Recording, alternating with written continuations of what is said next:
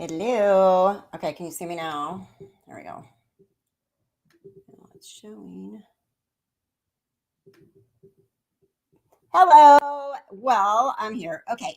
And I see that some of you guys got if you remember, there is a link for you guys to show up over here if you'd like to pop in. I'm just going to have people kind of pop in and out and tell us what they think about the preliminary hearing today.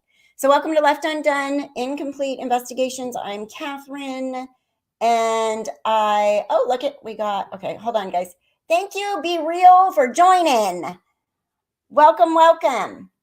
And oh yeah, Melanie Gibb, what a crazy day. I see Mitzi's here. Hi, Mitzi, you want to come in? Let's let you in. We're gonna just go right for it, you guys. Okay, can you hear me okay? Gotcha. There you are. Can you hear me Hi, okay? Hi. Welcome. Welcome. So how are you? Tell us what you think. Right, I'm just gonna let people kind of pop in and out or whatever. I watched it for a while, on and off, and I just get so mad at him. That's all I can keep thinking. I just get so mad at him. Period. The looks on his face, it's just like he has no qualms about what he did whatsoever. No, I couldn't stand when he would smile, like even over the name. Like, why is that so funny? You're an asshole. Like, exactly. Why are you smiling right now? You know, poor Larry's back there crying his eyes out. Breaks my heart. I know, that was so sad. I mean, it was just horrible to watch them. Hey, April Parker. So yeah, it was really, really sad. And oh my gosh, did you hear the whole call, the recorded call, Melanie Gibbs' recorded call? Oh no, I didn't. I heard her talking. I listened to her talk. But yeah, it was a recorded call with her, Lori, and Chad. And thank you, Sarah Adams, for the donation. Okay. Very much appreciated. Yeah, you'll have to listen. I recorded that recorded call. I'll go back and search everything tonight. That's what I'm getting ready to do. I'm done for the night, so I'm gonna go start backtracking and checking everything out now. Yeah, it was, and Lori would just totally to that then, did she? That must have been right as I was getting off, because I did hear them talking about something of a recording. Yep. So that must have been just as I was getting off, but she was just telling the day that Chad called her and that Lori called her and all that kind of stuff, where she said she did have the kids and then she admitted she didn't have them. Yeah. And when you'll like your jaw hit the floor when you listen to that recorded call that Melanie did with Chad and Lori, because they both just lie to her and she calls them out and they just gaslight her. Really? And Chad, and she brings up Tammy's death, and Tammy said, and he says, well, Tammy had heart problems for years and she wouldn't go to the doctor or for months or something like that. It's BS. That autopsy report, I can't wait till that autopsy is going to show nothing wrong with Tammy's heart. I'll bet you. I think her family would have said something if she had heart issues all this time. No. And how would he know if she hadn't been to the doctors? Right. That would have been the first thing. Her family would have come out and say, well, she did have heart issues, so that's why we figured it didn't need an autopsy or whatever it was. But they didn't say that. They said nothing like that. So right. Ugh, awful. Well, I can't wait to go watch it. I'm going to go watch it. Yeah, watch it. You'll be like, whoa. I was surprised. There's a lot of new stuff. I absolutely. So are they coming back on tomorrow, or was today it? No, coming back tomorrow. Yeah. Because Melanie Gibb didn't get cross-examined yet. So coming back tomorrow. Right. Yeah. Cool. So it'll be time for Chad's lawyer to go after her. That'll be interesting. Right. That'll be really interesting. But she stood her ground on that call. So I'm pretty sure she'll do okay. In the prosecution, I think. I don't know. Was that after she admitted that she didn't have JJ? Was she helping the police at that point? So she said she did it on her own. I think David started talking to her about it, and so she took David's phone and made a recording of a phone call when she called Chad and Lori, and so she's asking him. She's like, "Well, Alex said I asked Alex at one point." She says, "I asked Alex where JJ was," and he says, "You don't want to know." And and she says, "Well, you know." And Lori's like, well, I don't know why he would have said that to you, you know. Oh my God, did she? So they're on like a 3-way call. Yeah, like a three-way. Lori and Chad were on speaker, and she was on speaker, and she recorded the call with David's with phone. her boyfriend's phone, laid it there. Mhm. Oh, so it wasn't something the police Ellie had her doing on the side when she was. No, she said she did it on her own. Okay, well maybe she is trying to help then. Yep. And anybody else, the link is, if you want to come in and talk, the link is on the community tab on YouTube. So I'll just let you guys pop in, members that want to come in. Cool. Yeah, so I'm playing with the buttons now. Sorry. well, that's okay. I was playing with the buttons underneath. It's the first time I've ever done this. Yeah, that's yeah. Mic, cam, mic, chat, leave. Okay, it's got all that. Yep. If you want to take yourself out or leave yourself in, yeah. All right. Yeah. Well, have fun tonight, ladies. I'm gonna go watch that recording. All right. Well, thank you Thanks, for Kat. being my first guest for tonight. I'm excited. I'll be back. Let me go watch that video. Okay. Have fun. Good stuff. Thank you, Sarah. So you guys, the link is in the community tab if you want to come in here and talk about it, because I would love for you to do that, members. It's one of your perks for tonight. Oh, Kyle, come on. Don't be scared. You don't have to put your camera on. You can just do voice. You guys can just do voice. So when I took my shower after I finished working, I listened to that part again. I did record that portion on my phone of Melanie. She's just a member, Hannah. Melanie Gibbs recording. And I was like, okay, I heard some more stuff. So I'm going to listen to it again later as well. You don't have to be on camera. You can, when you come in, there's a thing that you hit on the bottom that shows if you want to be on camera or just microphone. So when I see you pop in, I'll tell you you're here, and then you can play with the button and tell me when you're ready. Give me a thumbs up or whatever. Yeah, you can just do voice, guys. You can just do voice. You don't have to do the whole, where's my water?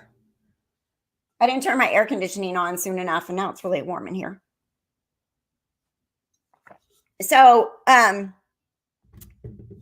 so they started out with Detective Hermosillo, and they just started out with him, and that was kind of a long portion of the day. It was probably half the day. And then they did say there was a marriage certificate from November 5th in Hawaii. And hi, Lorinda. I loved how Melanie was exceptionally brief in her answers with friendly fire. I bet she'll be brief tomorrow. Yeah, she seemed like she was on it. Like she was pretty to the point. She didn't him all around. I know she didn't want to look at Chad though, because she had her chair like this until his lawyer made her turn around. I wouldn't want to look at him either.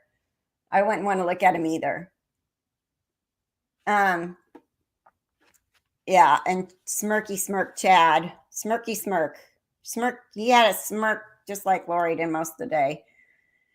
I know. I wonder if Lori's going to come in without her mask on too. So that was the one thing they started out. Another thing they said, which I don't know, Connie, hi Connie.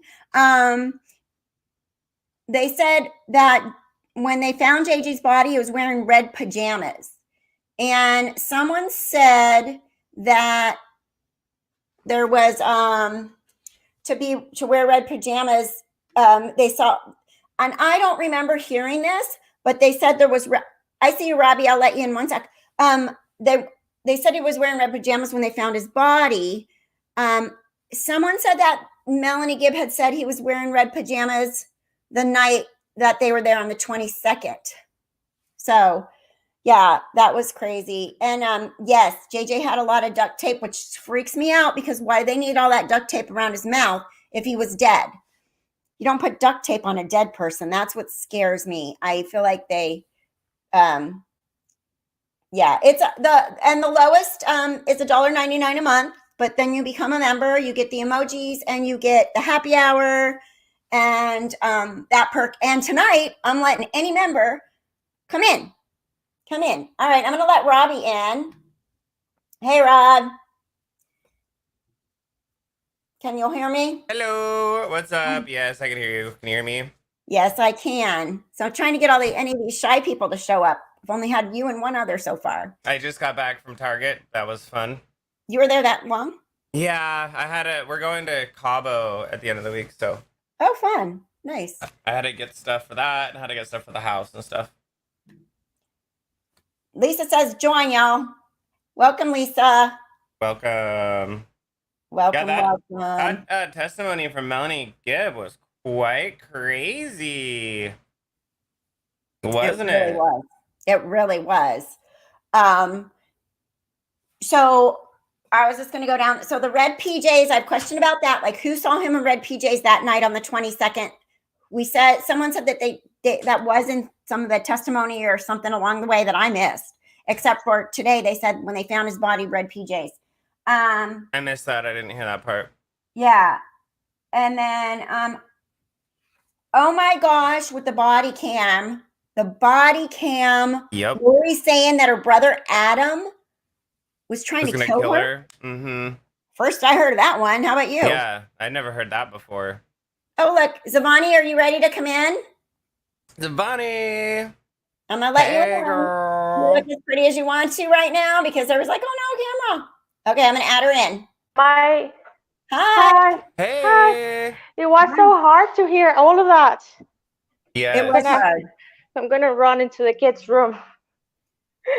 Yeah, it was difficult to listen to all that again. Well, and like, there's a lot of new information, but some of just like rehashing like the part where they were talking about Tylee's remains and how they were transported and, verifying that nobody adulterated during the transport of the remains. It just did the play-by-play was a little, wow. Yeah.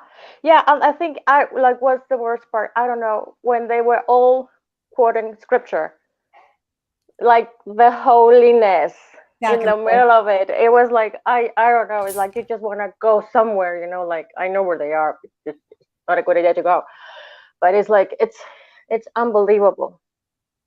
Yeah, and with Lori, like, oh, the Lord knows that I'm blah blah blah. Like she's so self-righteous, and you'll see, and the end of times is coming, and blah blah blah. And all the time she's saying that, she knows her kids are dead in the backyard at Chad's house. I know, and she's male. She knows what that, oh, have you been, talking to the police and all that, like, yeah. So that's to me, that was like the worst. And just that was pretty rough, huh? I felt, for all the victims, but for Charles, he tried so hard to save his kids, and I don't know, like it kind of like really gets to me, like, oh, it was hard, I had to pop in and out because still had to do two things today, but it was like, and what they did to Tylee, that just collected her in a bucket. What? Yeah, that was like really difficult to swallow, right? Mm-hmm. When they had the camera on Larry, I was like, please take the camera off that poor man. Take it off of him, please. I know. So they're trying to show us his reaction to some of the stuff, Mm-hmm. That's part of it too. Oh, sure. Yeah, and well, according to Scott Reich, because I was also on his YouTube for a little bit, he said that what's the name of that lawyer again? Pryor, yeah, he's a much better lawyer than me. Yep. And I just know there will be a moment when the love between them will be shown with who gets the best lawyer. Right. Well, Lori's losing right now. From the get-go, yeah. Lori's got the worst loser we know. Loser lawyer. Anything from the bucket for Lori, and yeah. Gosh. Right? Just anything I'll do for Lori's defense. Yeah. Just like Lori's kids are okay to die, but Chad's kids don't need to die, or they're not, at risk at all. Yeah. But Lori's kids, fair game. If it's Lori's kids, that's okay. But Chad, no. His kids are fine. It is terrible. It's really sad.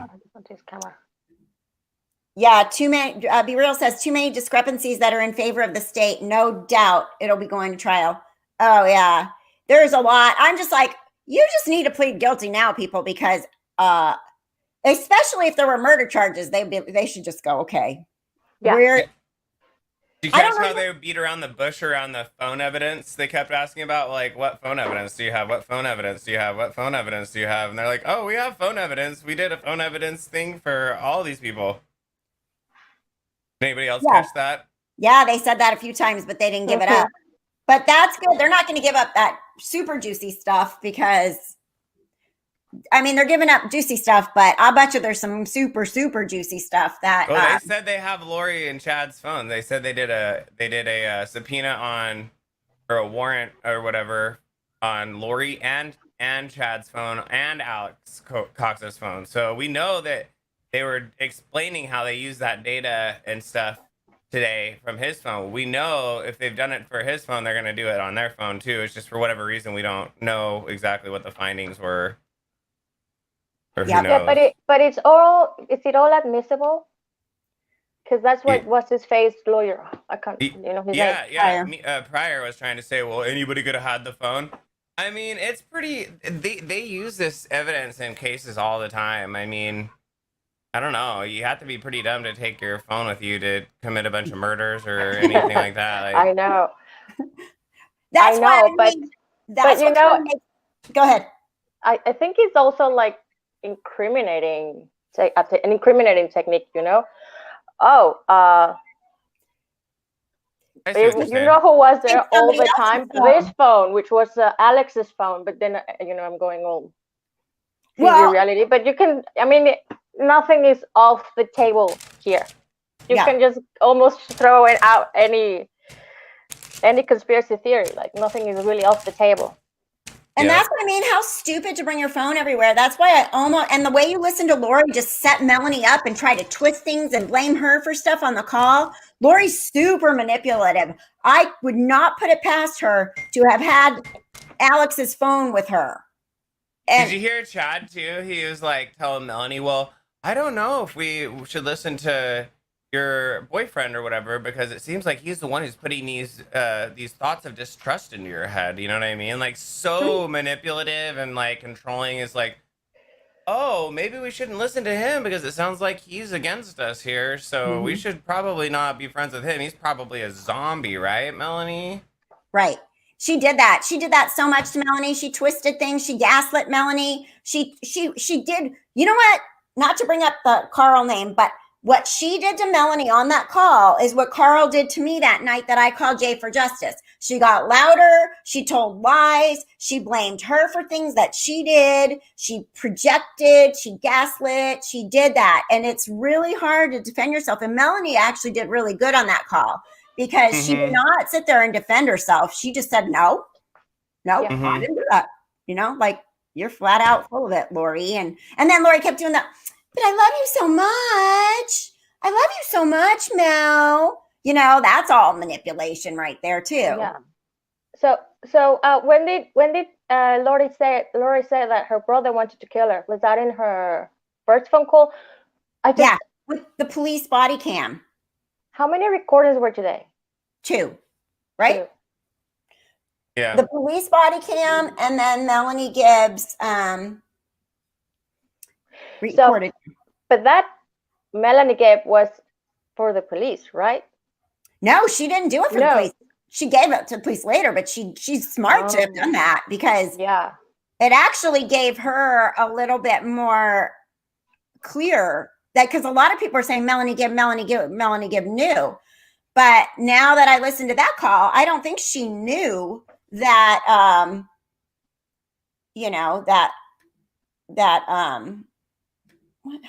how do I do this? Sorry, I'm messing with just move me out because I don't feel like being on camera right now. Okay. Melanie Gibb, I lost what I was going to say, but basically it made me feel a little bit better about the fact that she didn't know that the kids were dead, because some people are saying she knew the kids were dead. She knew the kids were dead. She did lie to the police though. She did admit that. She lied to the police and said she did have JJ for a minute. So she did lie. But she's probably lucky that she made that recording. I think that recording is going to save her from people saying she knew, you know? Isn't it funny how they're like so many people we know, like nothing to fear. They have so many recordings of the conversation. I know, right? I You know. never know. Somebody could be recording you right now. Actually, they are. I know. They are. Yeah, but I was also all over the place forever with Melanie. You know, like, yes, but no, but she could have done, but what could have she done, you know? And again, my biggest problem always forever is going to be law enforcement. Like, oh, yeah. From Charles on. Yeah. I mean, Melanie Gee, so many could have gone, you know, could have tried to stop it, but Charles, the dad, went. They did all that. He was the one that should have been heard. Yep. So it looks like Tony's here. I'm going to let Tony in. Oh, thank you, Jackie, for joining. Got a new member. Jackie S. Okay, Zvani, you're staying, right? Are you good? I'm going to let Yeah, Tony I have to go cook because I have to feed my little one. But I'm listening. Okay, I'm going to let Tony in too. Okay, Tony, you're in here too with your voice. Hi, yeah, I'm in the pool, so I don't want you to see me. Okay. Anyway, I should scream from the pool. I was a little surprised at the number of times they said, oh yeah, well, the Chandler police did that for us. You know what I mean? The Chandler's way more involved in this than they let on. Say that again, the Chandler police? They're way more involved in this case than we knew before today. Right.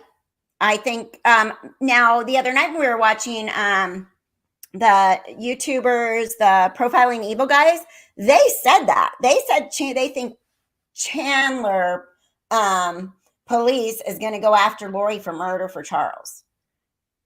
And I heard that, but I didn't know what it meant, but now I kind of get it. Yeah. I think Gilbert police suck at their job. Chandler, not so good that day that Alex killed Charles, but I don't know. I think this is going to be like the hopefully never ending trial until they're gone for good, you know? Yeah, I noticed there's no mention of any autopsies with the children yet, so I'm still quite hopeful they'll come up with some murder charges. Right. What about Gilbert PD? Isn't Gilbert where Brandon Boudreaux, which I can never say, isn't that where he lived? Where are those charges? Somebody shot at him. His wife knows stuff, you know?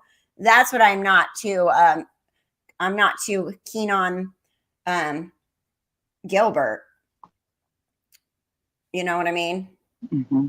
Also, I was so impressed with Melanie Gibb. I know everybody was, but I was stunned when they said she had a recorded phone call. That was the first time I heard that. I was too. I had no idea. I knew stuff was going to be good when she came on the stand, but I had no idea there was going to be a whole conversation of her and Chad. And Chad, it still blows my mind that he had to go in there. Like, that's such guilt. Oh, and then 2 coroners looked at Tammy and she had heart problems for a long time. And I told her to go to the doctor. Good. I'm glad she got that recorded because I can guarantee you in that autopsy, they're going to go, her heart was perfectly fine. There was nothing wrong with her heart. She's a 49-year-old woman that was getting ready for a marathon. She doesn't have any cardiac diagnosis. She gets her regular physicals. You know what I mean? They can pull up all that medical stuff and know that she was a healthy person. Well, that, and he said to Melanie, well, I know my sister's coming up with these same conspiracy theories. Right. That tells me he's got a sister who isn't buying what he's selling. It's Tammy's sister. The one that told them about the pet cemetery and stuff. Yeah, but I got the impression it was Chad's sister that he was talking about. He said his sister-in-law. Oh. That's what I heard. Well, that makes sense. Yeah. And he's like, my kids were there and she just died and she wasn't feeling good for a long time. Well, were you malachite poisoning? That's when my brain went again, was the malachite. So like, she wasn't feeling good for a long time. Why? What were you giving her, Chatty? What kind of poison? Because Lori, it's hard to get a spirit out of a body. I'm working real hard at it. You know what I mean? So. Poor woman. Well, I just wanted to stop in and say, hey. Thank you. Thank you. I'll be listening. All right. Well, we'll be here. All right. I'm like the courtroom right now. I need to turn on my air better. It's hot. I didn't turn it on early enough. So that was interesting, you guys. And then what else? I wrote the Brigham Young BYU a guy that was on the stand very quickly. He said, nope, there was no Tylee registered in our school because that was a big fat lie to you. Oh, yeah, she's at school. She's at BYU. Never registered, never here. So that was another one. Then the fact that she told let's see what Dawn Marie says. They need to move past the stupid piddly baby charges and quit wasting everyone's time and taxpayers' dollars in Idaho. All this for a mere slap on the hand. We need real felony murder charges. This whole shit show made me sick. Felony murder charges equals justice for JJ and Tylee. Conspiracy and tampering is BS. I agree. Where are the murder charges? Where? Why? I know that I guess a lot of people say that, they're in jail. There's no statute of limitations on murder. And they really, really, really just want to get the best case possible. So while they have all this crap going on, they can really get their ducks in a row for the, for the murder charges. That's what I'm told, but I don't know. I agree. I'm impatient, but I was impatient for Chad to get arrested, so, and it happened. It actually happened. And I'm still impatient for Melanie Pulowski to get her day in the cell, Anybody else? There's a link to come in. There's a link to come in and visit here.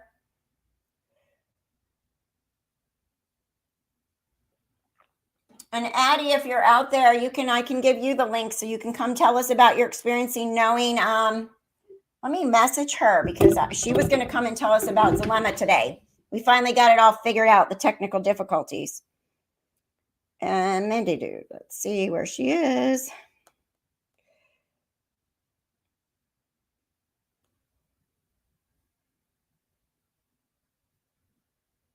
Sorry, you guys, I'm going to try to get her this time.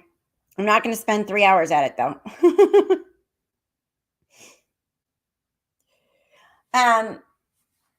Let's see. Here's a good one. My big thing I picked up on was the detective saying it looked like Alex and Lori were living together in 175 and Noah was in 107. That was interesting because I was confused. I kept writing down the apartment numbers because at first they said 174 was Melanie Pulowski, 175 was Alex, and 107 was Lori. But then they said, no, Lori was 175 and Melanie Pulowski was 174. Alex was 107, but they said no one ever lived in 107.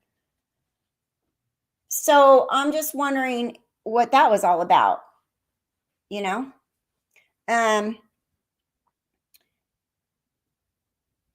Let's see. Oops, sorry. Let me see what else you guys got to say because there were 3 apartments altogether, 107, 174, and 175. 174 and 175 were right next to each other, and 107 was somewhere else. But 107, I guess, was the nicer one, decorated nicer, upgraded nicer, or something like that. But I'm wondering if they just did stuff to the kids in 107, and they all lived there. You know what I mean? Oh, and then that Melanie Gibbs said, we came up with an idea that she was going to call Kay and say she had breast cancer. I think we heard a little bit this once before. And have Kay take JJ. But then she flips on Melanie and says, Kay's trying to kidnap him. You saw my email. And Melanie's like, I never saw your email. And my glasses, I need new glasses. They're slipping off my face. I never saw your email. And she goes, yes, you saw my email. And she's like, no, Lori, I never saw your email. Lori She just totally gaslit her. Like, yes, you did. You saw my email. No, I didn't.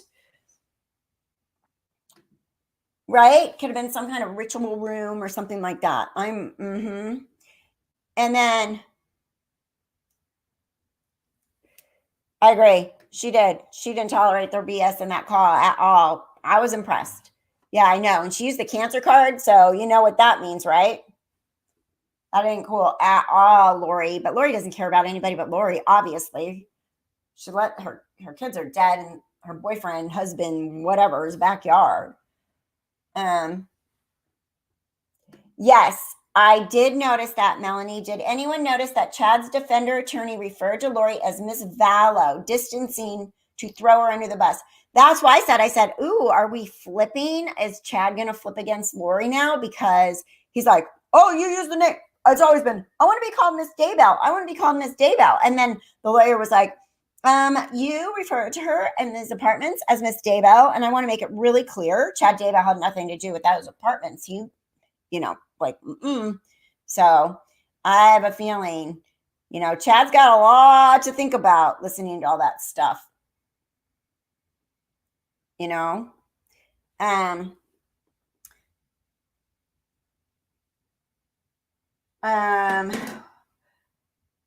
Oh, and then the other thing she said at one point with the police officer body cam or whatever, she's like, well, where is your brother Alec or the other guy or whatever? Oh, my brother's friend, Chad. He's an author. He's my brother's friend. Shouldn't say it's my husband. It's, oh, yeah, my brother's friend, Chad. What, Lori? Now they're pretending they really don't know each other, that that's Alex's friend. I mean, come on. There's so much bullshit there. So much. Anybody else want to come in the live stream? Oh, there we go. We got it. We got somebody. Here comes Be Real. I'm adding her to the stream. Hey there. Hi, can you hear me okay? Uh-huh. You're here. Live and okay, I just wanted to make sure you could hear me okay. What do you think? What do I think? What don't I think is what the question is. It was crazy. There was, like I said, there was so many discrepancies. It was ridiculous, more than I would have ever thought. So true. I mean, I think they got a good damn case. The state does. I really do. Yeah, and like when they talked about Lori, I mean, it's not anything really related to the deaths of the kids, but it's just the whole matter of the fact that she's just a darn liar. And the things that she does, I mean, you can put, like, I looked at the whole thing about Hawaii and their marriage rules, but she put it down as Lori Marie Ryan. I mean, my God, what is wrong with her? She can't even get her name straight. Can't she just go by her legally given name? She doesn't want a paper trail. She doesn't want a paper trail. She does what suits her for the moment. Whatever suits her at that moment, that's what she does. If somebody's her BFF, if it works for her at the moment, they're her BFF. If they're her husband, if it works for her, they're her husband. If not, they're her brother's friend. It's like, what are you talking about, lady? I know, Jackie right? S says, people are asking if I can play the phone call from today. Yeah, I can. We'll do that in a few minutes. I have it. I recorded it. I'll listen. I'll mute while you play it if you want to do it now. Whatever you want. Do you guys want to hear it? I can play it. It's 20 minutes, though. But it's interesting, so we can talk about it after you hear it.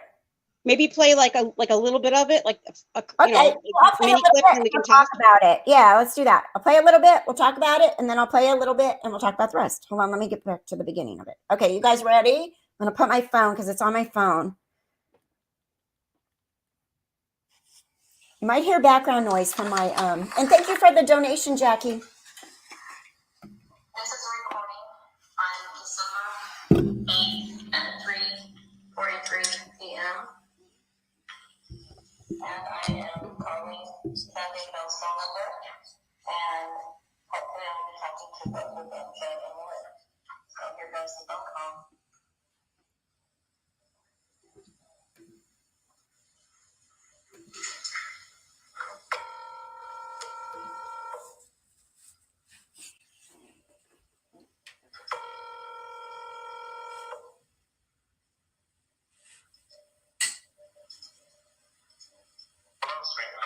Hi, Chad. Hey, Lori.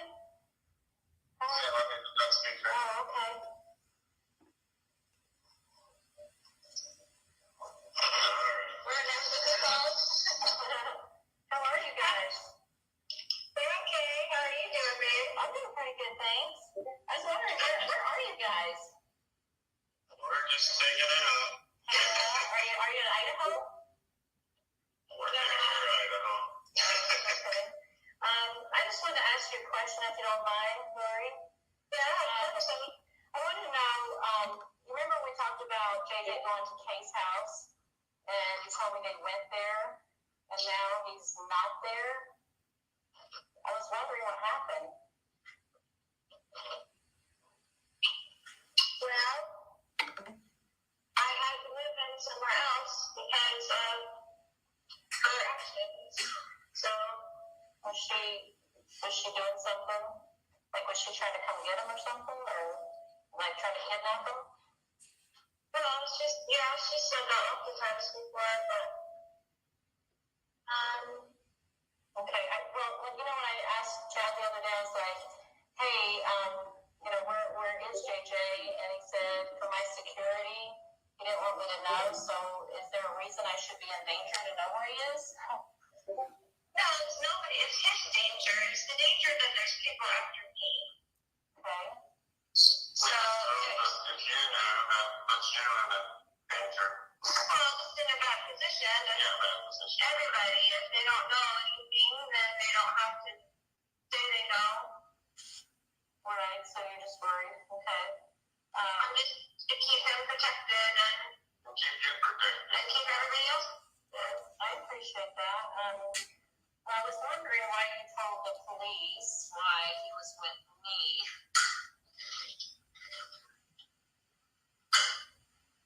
I just needed to have somebody that so I wouldn't have to tell them where he really was if they were going to tell Kay where he is. Yeah, so do you think it's like your family? Or, you know, like your family, your dad, or, you know, well, my family, well, not my whole family, but as you know, most of my family is working against me and, you know, with her, basically. Yeah. Is JJ safe? She is safe and happy. Okay, well, that's good to hear. Are you afraid of anything? Like, are you afraid to tell me that you're just afraid that that I could be in danger? Like you know, like I don't, like if I knew, like how could that hurt me? I don't understand how that could hurt me if I knew where I was.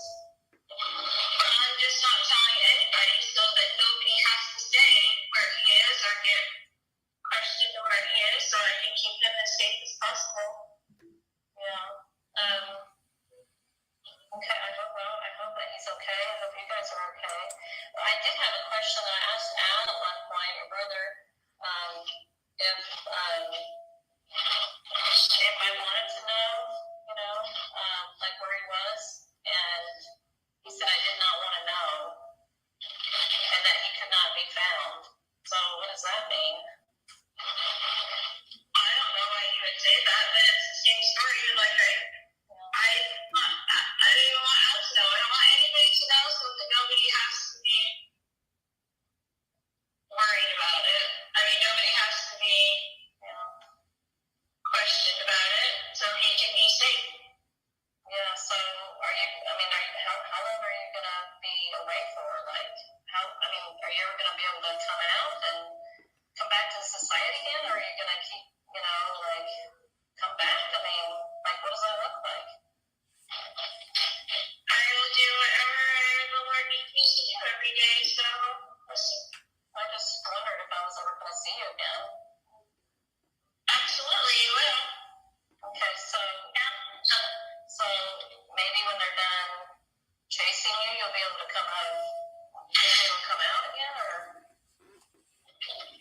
Yeah, I mean, it's a ridiculous thing for them to be working with Kay to find me. There's nothing that's going on that's, you know what I'm saying? Like, they're working with her in some dark capacity. The police are working with her in some dark capacity.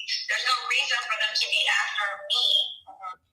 Okay, I just want to stop for a second. The police are working with Kay in some dark capacity, and JJ's safe, and Al doesn't even know where JJ is, which might be a good point for them to say to Lori, well, you told Melanie Al didn't even know where they were. Maybe you had his phone, you know, so I don't know. I think I'm going to keep playing it, but I think there's some good stuff in there, some really good stuff. Probably have to listen to it a bunch of times to find all the good stuff, but do you agree? I agree. And I think that they're trying to spin everything off that everybody in the earth is dark. The darkness is getting to you. The evil people, they're trying to coerce you. Baloney. They're trying. She's trying. We know who's driving the cuckoo train here. Right. Everybody, poor me. I'm Lori, the victim of everything, and you know, the Lord knows that I'm the good one. And Kay's after me. She's evil, even though I was gonna lie and say I had breast cancer. And you know, oh yeah, by the way, my kids are dead in Chad's backyard. And oh yeah, he's my brother's friend. I mean, there's so many lies. I can't imagine how she can get away with any of this ever. And not one mention of Tylee. God's sakes. Yeah. The link, and Addie, I see you're there. So we're gonna have to share the link with you since you're not a member, but I do want you to call us or come in and talk about how you know Zalema and Melanie Gibb. And but we're gonna finish this call. And then if somebody can maybe private message Addie in the Discord, the link that's on the community tab, maybe.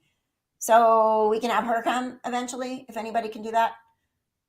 Robbie, if you're still out there. Okay, so let me continue because this is a good call, and I know you'd rather hear that than me. But I just had to interrupt because that was in my brain. Okay, ready? Yeah, so I want to know, you remember we talked about JJ going to Kay's house, and you told me they went there, and now he's not there? I was wondering what happened. Did I rewind by accident? Well, I would have been somewhere else because her actions. So was she doing something? Like was she trying to come get him or something? Oh no, I got it. Somehow that went back. How did it go back? Hold on. It's hard to tell. Huh? It was hard to tell if it did or not. Yeah, I think. First place. Yeah, has she threatened you at all? Yeah. And I saw the scripture today, and I wonder if you split of things. What did she say? There's no reason for them to be after me. Here we go. In the first place. Yeah, has she threatened you at all? Yes, lots of times. What did she say? Well, it's in emails and everything. So she said she was going to come take him, or she was. So I recorded audio, so you might hear some of my background noise from when I recorded it because I was working while it was being recorded. So it's actually recorded like an audio, like a recording thing for my phone. So it's not going to be super duper clear. There's a lot of things. Yeah. Really. Yeah, it sounds like it. I'm just worried for you guys because, he's missing. And, I know exactly where he is. He's perfectly fine with me. Okay, well, I hope so. I have a scripture I wanted to share with you, if you don't mind. I love it. I was thinking about some of the things you guys have gone through, and I saw the scripture today, and I want you to Let me ask you a question about the scripture. Okay, so did Alma turn himself into King Noah, or what was he required to do? Well, King Noah was incredibly wicked. Yeah, he fled his evil ways, which is adultery and living righteously and breaking all the commandments. Right. So what was he required to do? He had to go and flee so that he would be safe, and then help other people realize how jacked up the system was and the government was. What about Moroni? What was he required to do at the end? To carry on those plates and bury them. That was what did he have to do that? What did he have to do to do that? Did he hide? He had to hide. He had to hide because they were so. Everybody was killing everybody in the society. Everybody was dying. They were killing the nations. And the scriptures had to hide in the cavity of a rock by day and go out by night. The prophets did. They did. Yeah. Okay, so I didn't know for sure. Okay, this scripture is just something that may be thoughtful for you. For behold, this is Doctrine and Covenants, section 3, verse 7 and 8. It says, for behold, you should not have fear of man more than God. Although men set not the counsel charged, yet you should have been faithful, and he would have extended his arm and supported you against all the fiery darts of the adversary. He would have been with you in every trouble. So when we work with the Lord and are obedient, He's going to protect us from adversarial darts and all kinds of negativity. But when we open the door to Satan, he comes in and then he attacks. And then he takes away to make it look like somebody else took it away. But that's not how God works. He doesn't work in darkness. I agree with you 100%. And that's what the Lord is doing for me. Exactly what he's doing for me. We have not opened the door for darkness now. Darkness is knocking on the door all the time because that's the way dark works with the light. And I promise you that I have done nothing wrong in this case, but sometimes you have to hide in the cavity of a rock for your own life safety. And that's what the Lord requires of you sometimes. And that's how it is. And I'm sorry that's how it is, because there is a lot of darkness on the earth. I know. It's been after me for zero reason besides the darkness of Kay, which you already know she's dark. I haven't met her enough to know if she's dark or not. I've just met her slightly, and she seemed like a normal kind of person, but then I haven't engaged with her that much, so I don't know that personally. So you don't know about her changing the thing for herself to be the beneficiary of a policy and all that stuff. None of that's dark, right? Well, I haven't seen those documents, so I have no way of knowing. You've seen them on my computer. No, I have not. I've just looked on your computer before.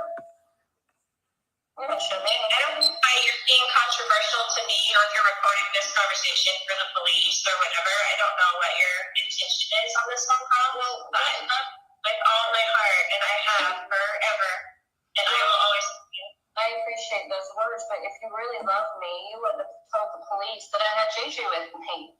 That's not what a friend does. I mean, that just makes me look weird, and it's not safe for me. That doesn't look good. I mean, you had to think of my welfare if you love me. I do, and I did exactly what I felt the Lord was instructing me to do. And I appreciate you, and I love you. And I will never do anything to harm you. And you can have all of this confirmed to you by the Lord. I have. And my conscience is clear. I feel very understanding what's really going on, Lori. And I believe that you have been very deceived by Satan. I believe that he has tricked you. And I don't believe that what you're doing is correct. I just don't. I mean, Tammy dies, and then your husband died, and then he's missing. It just doesn't sound like God's plan to me. It gives me a gut feeling, like in my gut, it feels weird. It doesn't feel right. I don't have peace about it. I never have felt 100% peace about it. I always felt like a little weird in my stomach about all these things. You know me, Mel. You know me. This does not sound like you. This sounds like you've been influenced by somebody dark who wants you to believe dark things and have fear of the celestial world. I don't have fear. You obviously do. No, I have a peace of conscience, and I can see clearly. Well, I'm sorry that you feel that way. I love you so much. I know you do.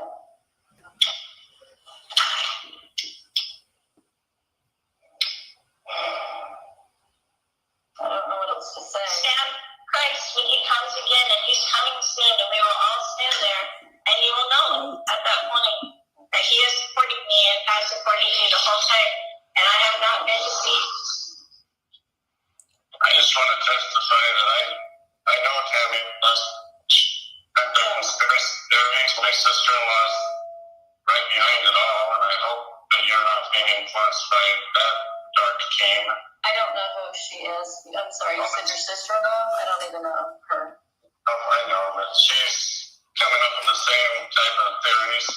And it's just not true. My own children were there. They testified that Tammy had been getting weaker and sick, and I begged her to go to the doctor because her heart was failing her. She was physically falling apart. She hates doctors, and she just passed away.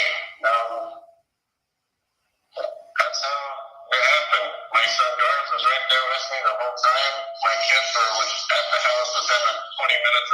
missing. There were 2 coroners. They checked her out right there on the bed. All these conspiracy theories just make me sick to my stomach. Just absolutely sick. I know it's been told for years that Tammy would pass away at a young age. And I had no idea that Lori would even be a part of my life. I just knew that my life had 2 segments.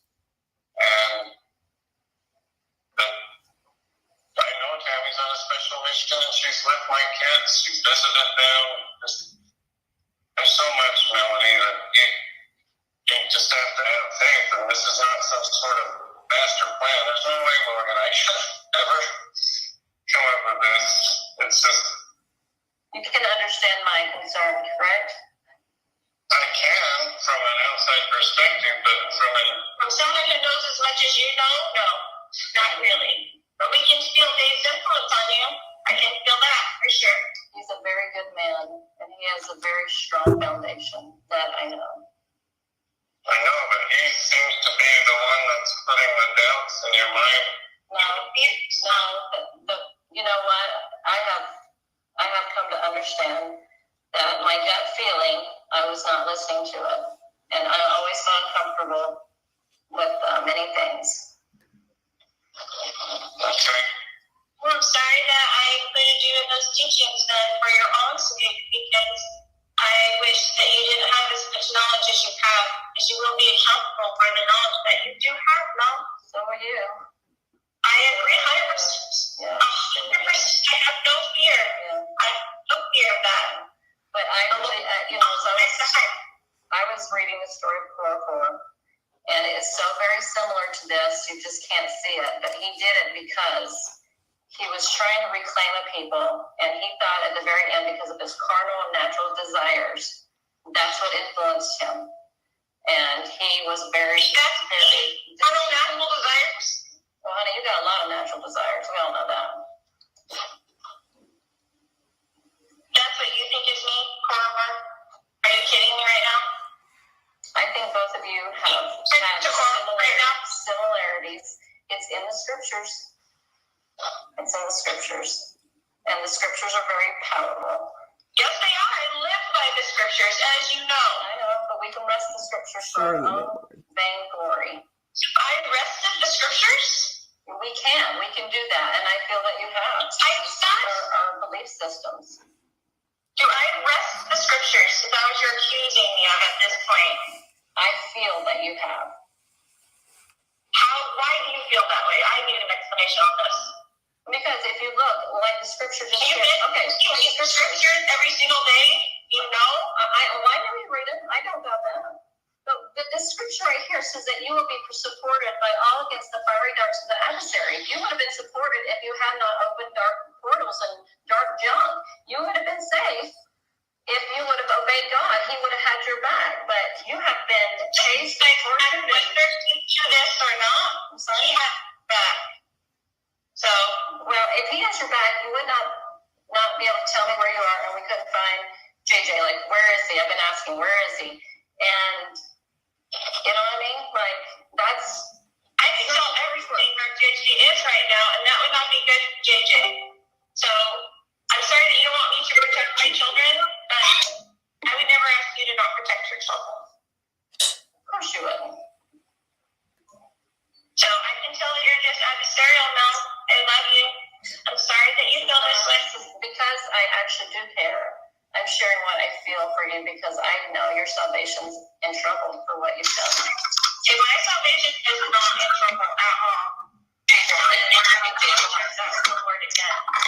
So I felt a lot of things from the Lord. And this doesn't feel right.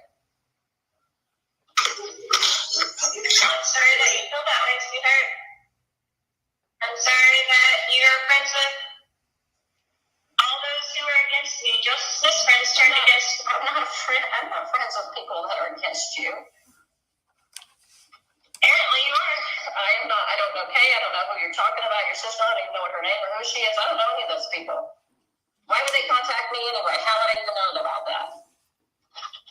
Well, you're friends with Dave, and he's apparently, Well, David is a very righteous man, and I've always known that grounding about him.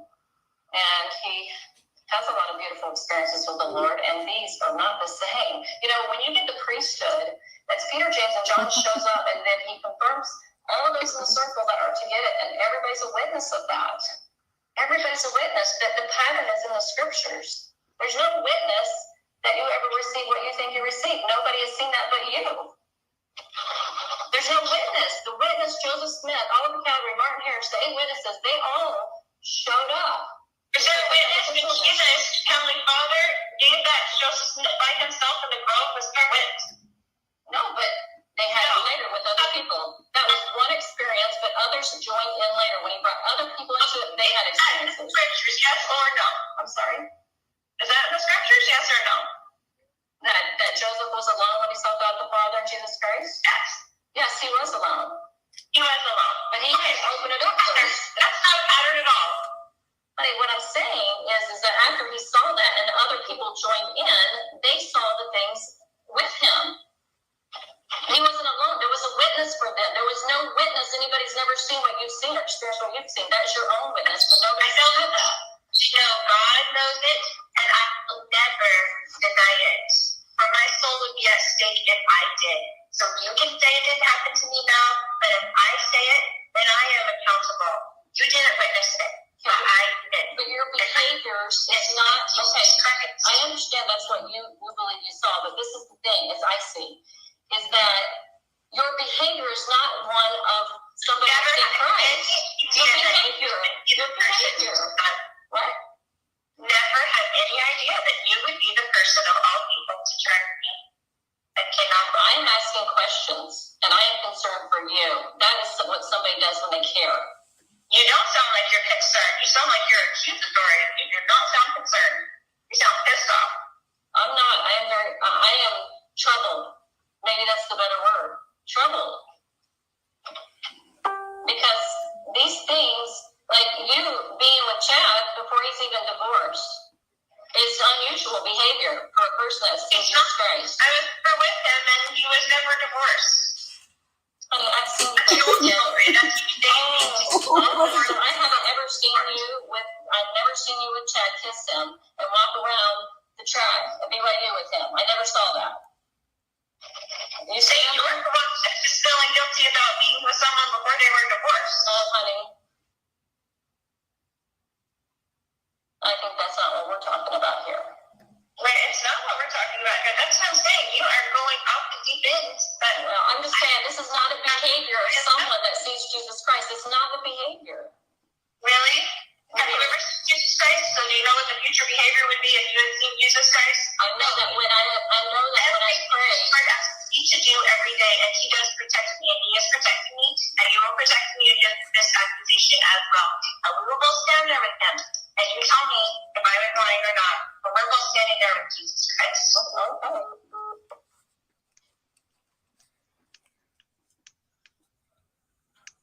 Wow. Yeah. I'm going to say something. You know what, Kathryn? What? Something just came to me that, you know what, I this is my gut feeling. I'm going with it. Could be wrong. But I have a feeling that it doesn't seem, this is Lori driving the train. And with Charles, she couldn't drive the train because Charles took charge and always tried to take over. And he was trying to get her help. It impeded her ways, her poor judgment, her, who knows, her egregious ways. I'm gonna let Pamela win too. Hold on. Can you hear me? Pamela, I let you win. Yeah, I'm listening to you. Go ahead. And I'm getting the feeling that this is not driven by this cult thing. This is just Lori doing this, and Chad is so vulnerable. He's such a schmo. He just went along and he was a little puppet. And I think that she just got way out of control. And she was sloppy. I really don't think this is driven by religion. I think this is Lori's cold-blooded killing, or her mindset. I mean, her cold-blooded heart. I mean, I don't know. I really don't think. I think she would have done it anyway. I really don't think it's driven by religion. Yeah, it's pretty crazy. Hi, Pamela. Hey, how are you, girl? Good. Good. I think I hear background us though. Can you? I'm gonna make you be quiet on my TV right now. Okay. There you go. Be quiet, Kathryn. All right. Okay. Hey. Oh, I was watching today, and I was just blown away at Melanie Gibb. And there's a part of me that wants to feel sorry for her, but the other part of me says, I think she knew too much. She should have said something way sooner than what she did. But I think the best part of the whole show was just watching Chad. You know, he looked like a constipated Fred Flintstone. He really, really did. And I was like, are you flipping? He was visibly sweating. Visibly sweating. Oh my God. Yes, he was totally sweating. And you know, the other thing that kind of bothered me was when they were saying about Charles, and you know, the officer counting, 1, 2, 3, 4 bullet wounds. He was ambushed. He was massacred. You know, and to me that says a million words to me right now. I mean, the guy was literally, he was ambushed. They obviously knew he was coming. The plan was there, and I thought that was kind of, telling too. And then, I don't know, it's just, with the whole Melanie thing, and the Lori thing, well, it was basically the devil made me do it, Right? Just and then it was excuse for her. Exactly. Well, then it was the devil. Okay, well, then she couldn't get away with that. Okay, well, then Chad said, well, then maybe it was David that made you do it. And it's just they pass the buck from person to person. And I'm thinking, are you guys kidding me? This passing the buck stuff. It's just they just use it as a darn excuse. I really don't see her. If it wasn't for Melanie bringing up the scripture stuff, you didn't hear Lori bringing that up, did you? Everything was a deflection about, it's everybody. Oh, I'll be okay. Yeah, because she thought the world was ending. Maybe she did. There is some religion involved, but I don't really think. I'm thinking that Joseph Ryan, she had something to do with that. She had something to do with a lot of these things. That's what I'm thinking. I could be wrong, but that's just my gut feeling. Hello. Oh, I think she absolutely. She had something to do with every single one of them. And Chad's just an idiot. But Lori had a lot of dead people around her before Chad came along. So it was just, when those two met, it was either the perfect storm or it was.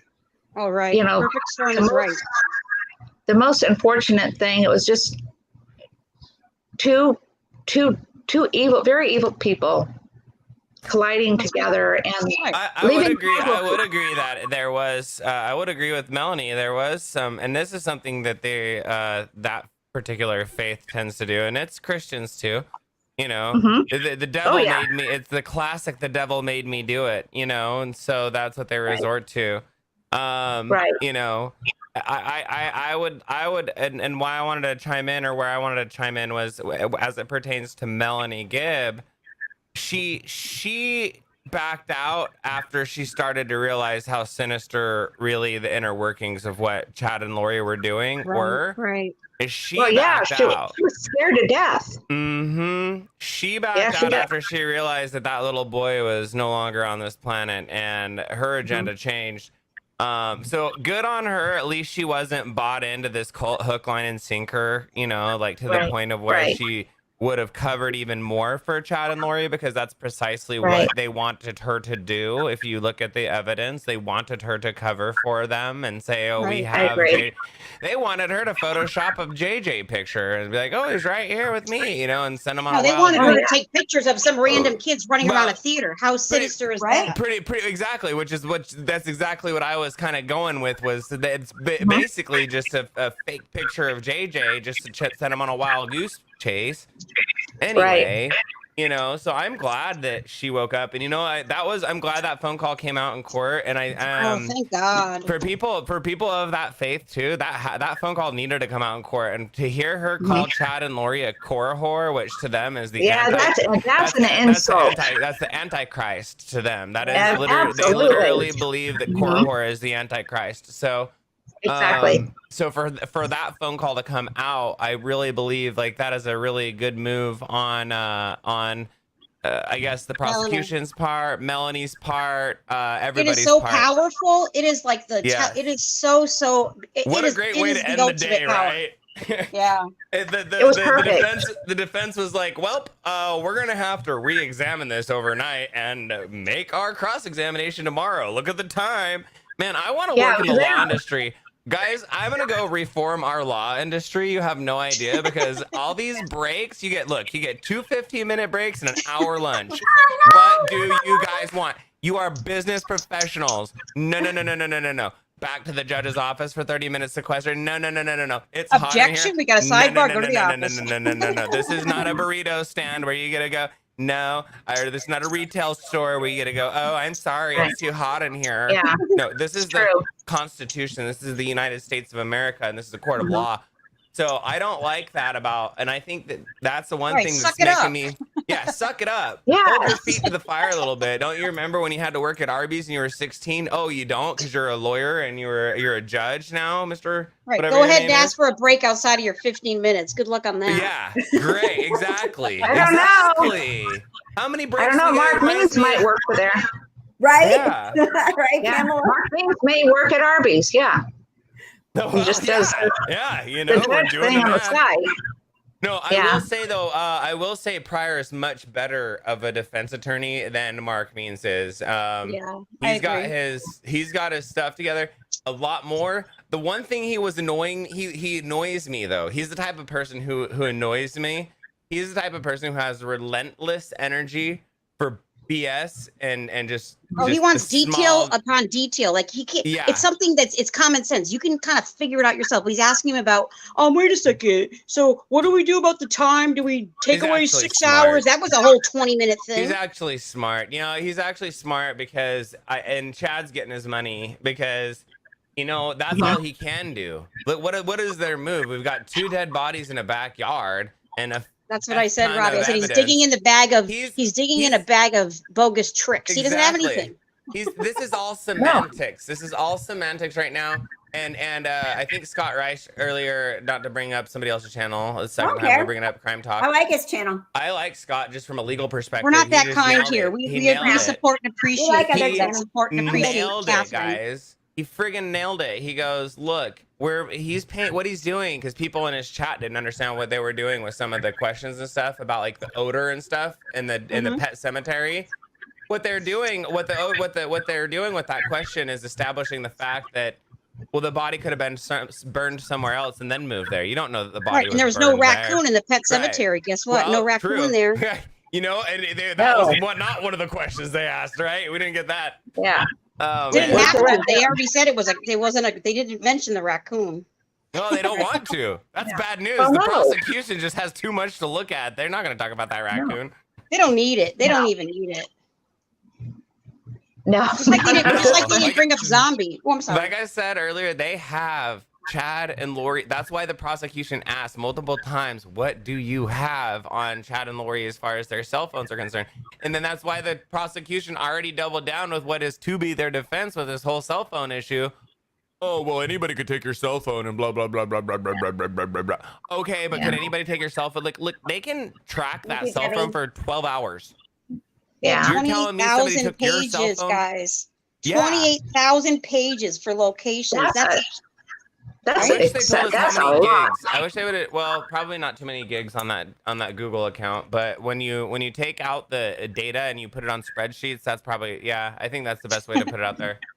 Yeah, but Robbie, it's like you had mentioned earlier in the show, and I think I even chatted in chat, and I thanked you for saying it. Was I cannot wait for them to dig out the cell phone messages if they have them between Chad and Lori. Because that right there is going to be epic. Yeah. They might not need all that, though. They're only going to take what they need. It's going to make it simple. You can't get too complicated for a jury because it might get confusing. So they're only going to take what they need, and they don't need much. Yeah, well, that's true. But just on the offshot that they said something like, you got that raccoon buried, right? Right? I mean, there's something in there that's incriminating. I'm sure they're gonna. Well, just like Kathryn, Kathryn, I'll be right back. Oh, okay, Kathryn, the call that Chad did to Tammy and said, "Oh yeah, I had a busy morning. I had to shoot a raccoon. I had to burn the limbs." That right there made me sick. Like, in other words, burn the limbs. Oh. Right. If my husband texted me something like that, like, you're an idiot.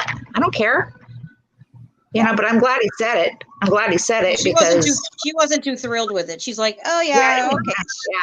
I think she said, "Good for you." Yeah. You know, something snarky, like I would say, "Well, that's great. Good for you. I don't care." Right. Good for you. Yeah. That's what she said. I'd like to hear from Tammy's side. Like, I'd like to hear Tammy's coworkers and, you know, and hear that side, because we haven't heard that yet. But I don't think that'll come up in this. I don't know if it'll come up here, because this is more Chad and Lori and the kids. If Chad gets charges against him for his wife, then we'll hear it. Yeah. Yeah. So I'm trying to figure out if Addie's going to come in. I believe Robbie sent the link. All right, Addie, we can't play the game we did the other day. So yeah, come on, Addie, let's go. Come in or not? I still hear some feedback. Where's that feedback coming from? Not mine. Mine's it's off. From yours, actually.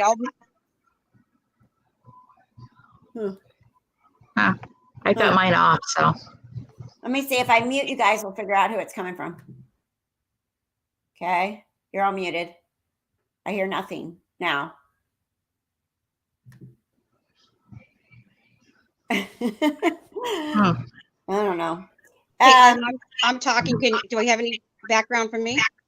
I hear background from somebody, but then you guys both came back. I don't know. Addie is for real. I spoke with her. She needs to just call in. We gave her the link. Then she said something in the chat that she doesn't want to be on camera. She either just needs to commit or uncommit. Come on, Addie. Last chance. Seriously, last chance. Anyone else? Any other members? If you want to come in, the link's in the I found it in the community tab. It's in the community tab on YouTube. Right. Anybody else want to say anything? Yeah. All right, girls. Well, I'm gonna go. I'm gonna feed my puppy, but I just wanted to say hi. You're welcome. Bye. Bye. Now, do you hear anything background? No, I think it's gone now. I don't know what it is. It was hers. Okay, there was some feedback there. Yeah, Addie was either. I mean, I'm not going to do what we did Saturday. Like, Addie, come in. Addie, don't. I mean, spend all day. Come on, Addie. Like, you know how to get in now. We've given you the link. You don't have to have Facebook. You just need to come in. Or not.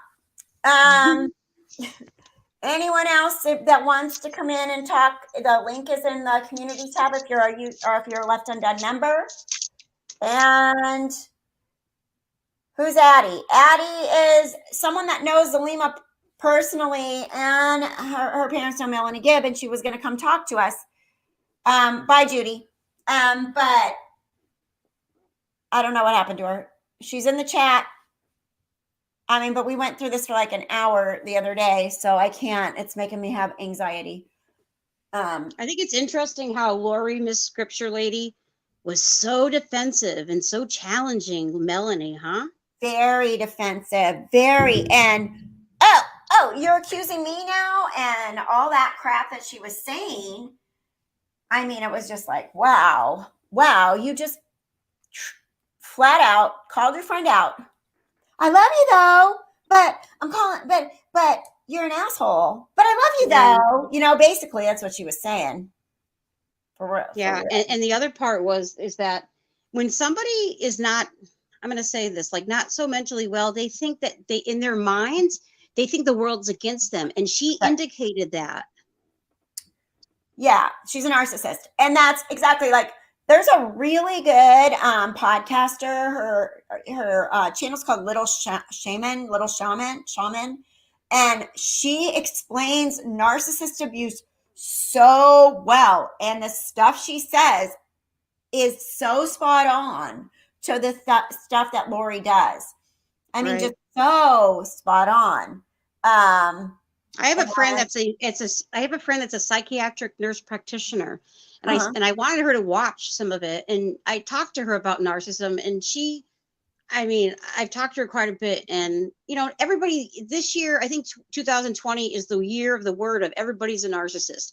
there can be narcissism cannot always be something that's bad. You can tweak it to use it in a positive way, you know? It's a spectrum. But you know, everybody has a little bit of narcissism. Like we all have a little bit. Like, you know, maybe I wouldn't even be here on this channel if I didn't have a little bit of traits. Everybody has a little narcissistic traits, you know, but true narcissistic personality disorder, pathological narcissistic is a spectrum. And it literally goes from every sociopath is a narcissist, but not every narcissist is a sociopath.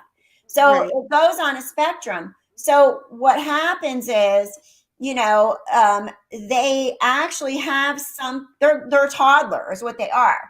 And if you know, when you're arguing with a 3-year-old, that's Lori. Lori was being a 3-year-old. I'm not wrong on this, on that. Let me tell me about this. You can't win a conversation with them. You can't win an argument with them. They flip things. They gaslight you. They will flat out tell you. My last boyfriend said to me, well, you kept doing that. You kept pushing it. And I said he unfriended me a long time ago about something else when we were together the first time. And I said, I never did that. He's like, yes, you did. I said, no, I didn't. He said, yes, you did. I went back and showed him all the text messages. Look, I never said that. Look, right here. And he said, oh, next day, well, you should have just stopped doing that. I'm like, I never did that. I have proof. Nope. You can't defend yourself against them. They will never admit wrong. They will never admit wrong. And there's also a personality disorder that goes along with it. That is, and actually, unless they face it, or if they, let's say a lot of times if they've been incarcerated and they have to go to counseling, and people might not understand, but when it gets to the depth, like to the deepest part of it, they don't. It sounds crazy, but they don't even realize their actions. They don't realize that they're not even like acknowledging and being accountable. Their mind is so twisted in their thinking. Right. You know, they have to have their narcissist supply. It'd be like telling you, oh, you don't need to breathe air. Well, yes, I do. I have to breathe air. But they'll find a way to convince you don't need to. But if, like, for me and you, it's the same thing. They need their narcissistic supply. They have to have somebody. If they don't have that, it's like me and you not having air. They absolutely have to have it. If they don't have somebody to fight with, if they don't have somebody to control, if they don't have somebody to gaslight, they actually will kill themselves. Like, they are that bad. They have to have that supply. Or they might kill somebody else. Right. Or they might kill somebody else. They have to have that supply as much as you and I need our air supply. That's how important it is for them.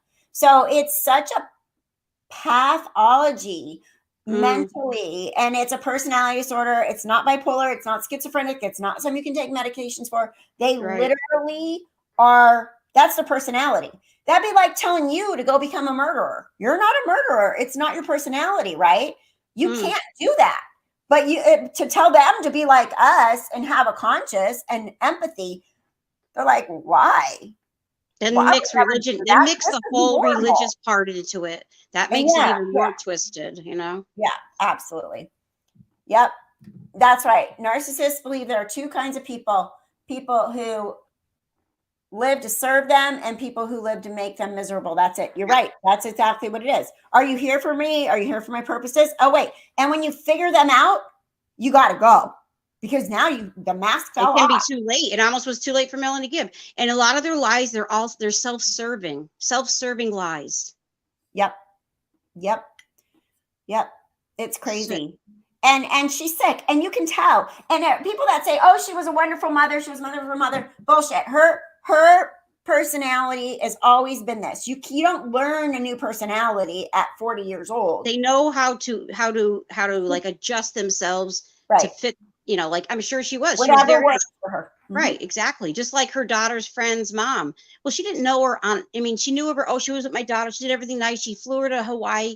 Yeah, but she didn't know her. Everything on the outside, the facade of the building looks beautiful, but when you go inside, it's a garbage in there. You know what I'm saying? There's a hoarder living in there. Right. Same thing. Yep.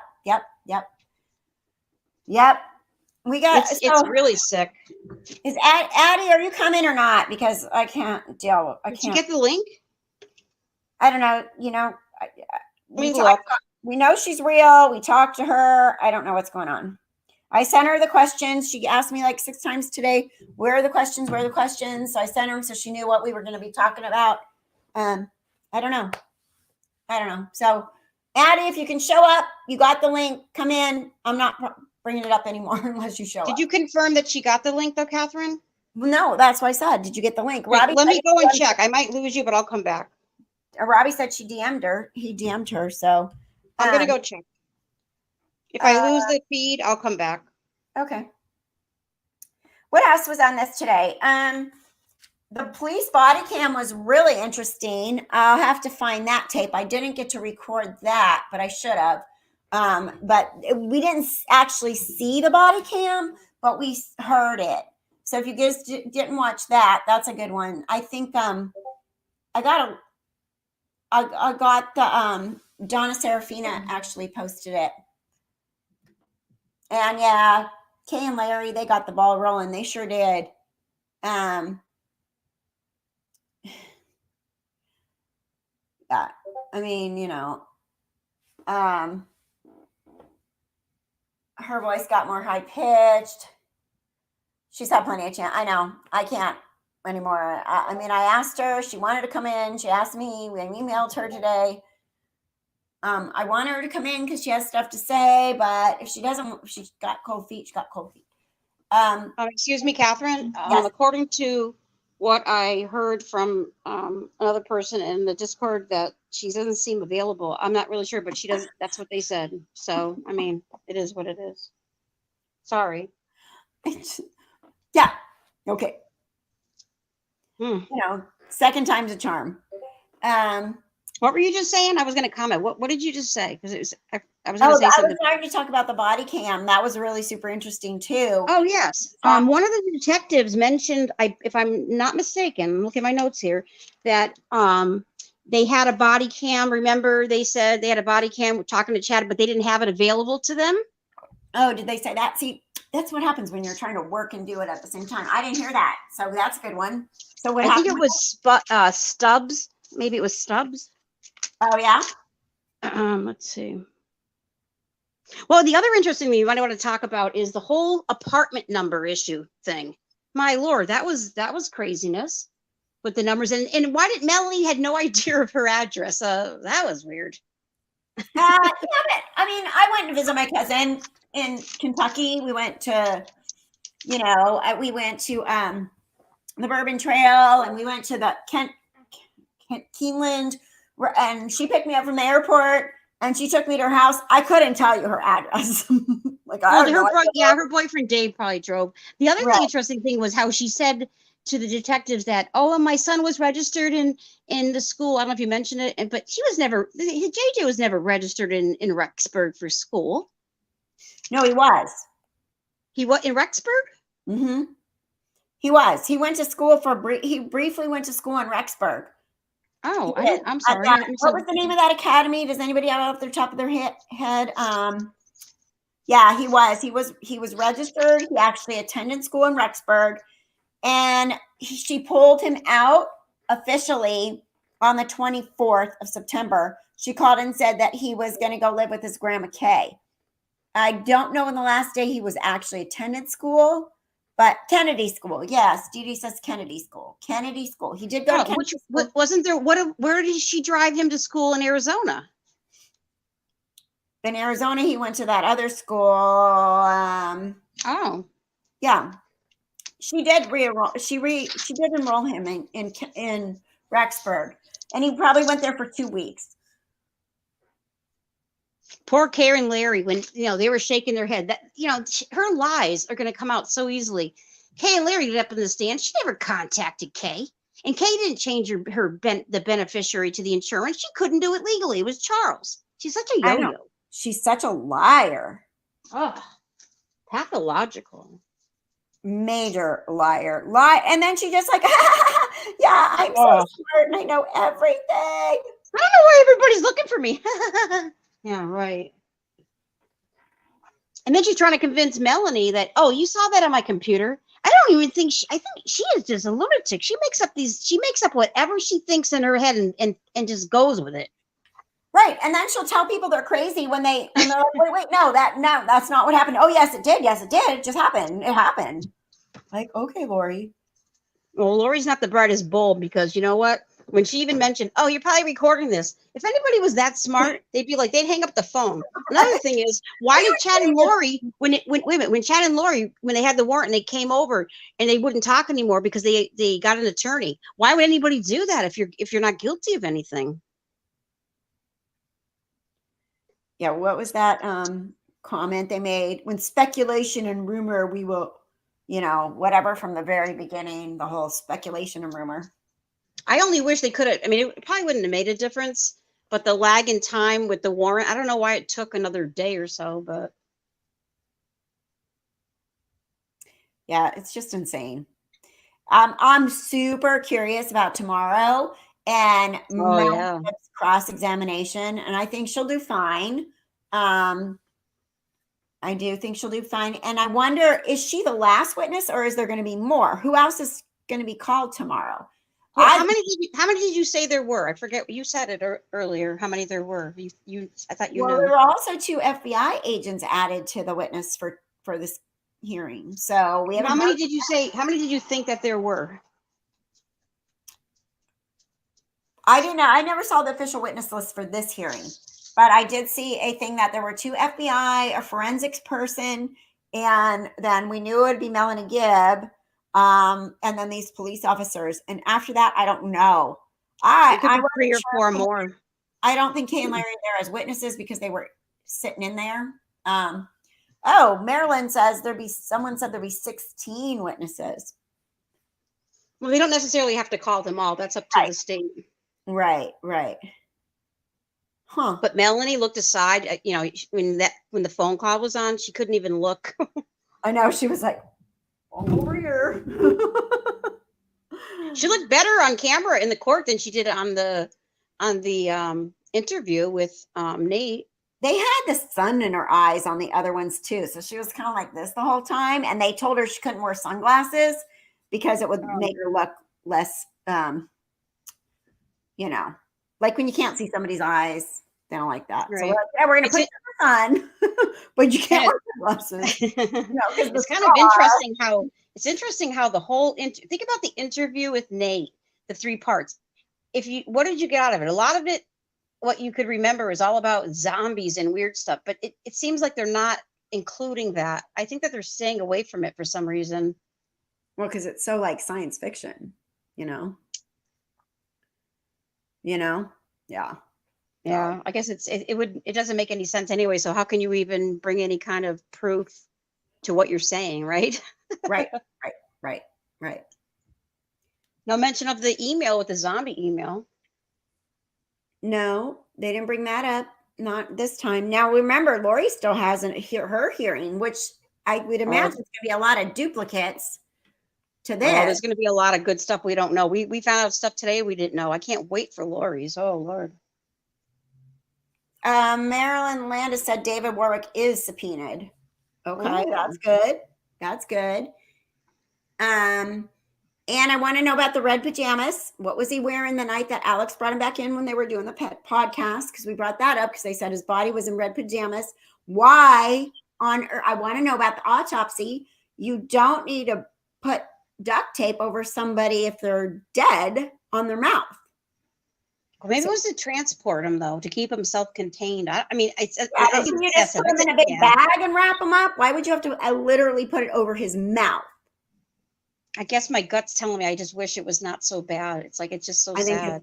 I think it's as bad as we think it could be. I think it's as bad. I think it's bad.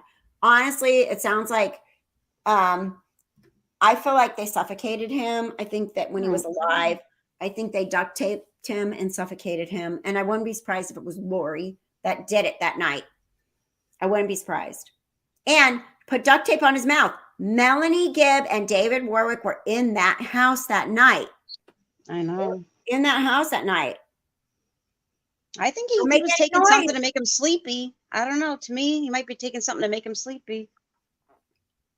Yeah, but I mean, because here you can still, unless he's actually completely knocked out, you could, I don't know. I know it just sounds horrible to think about it, but there's no reason to put, if you overdose him on something and he falls asleep and never wakes up, why would you have to put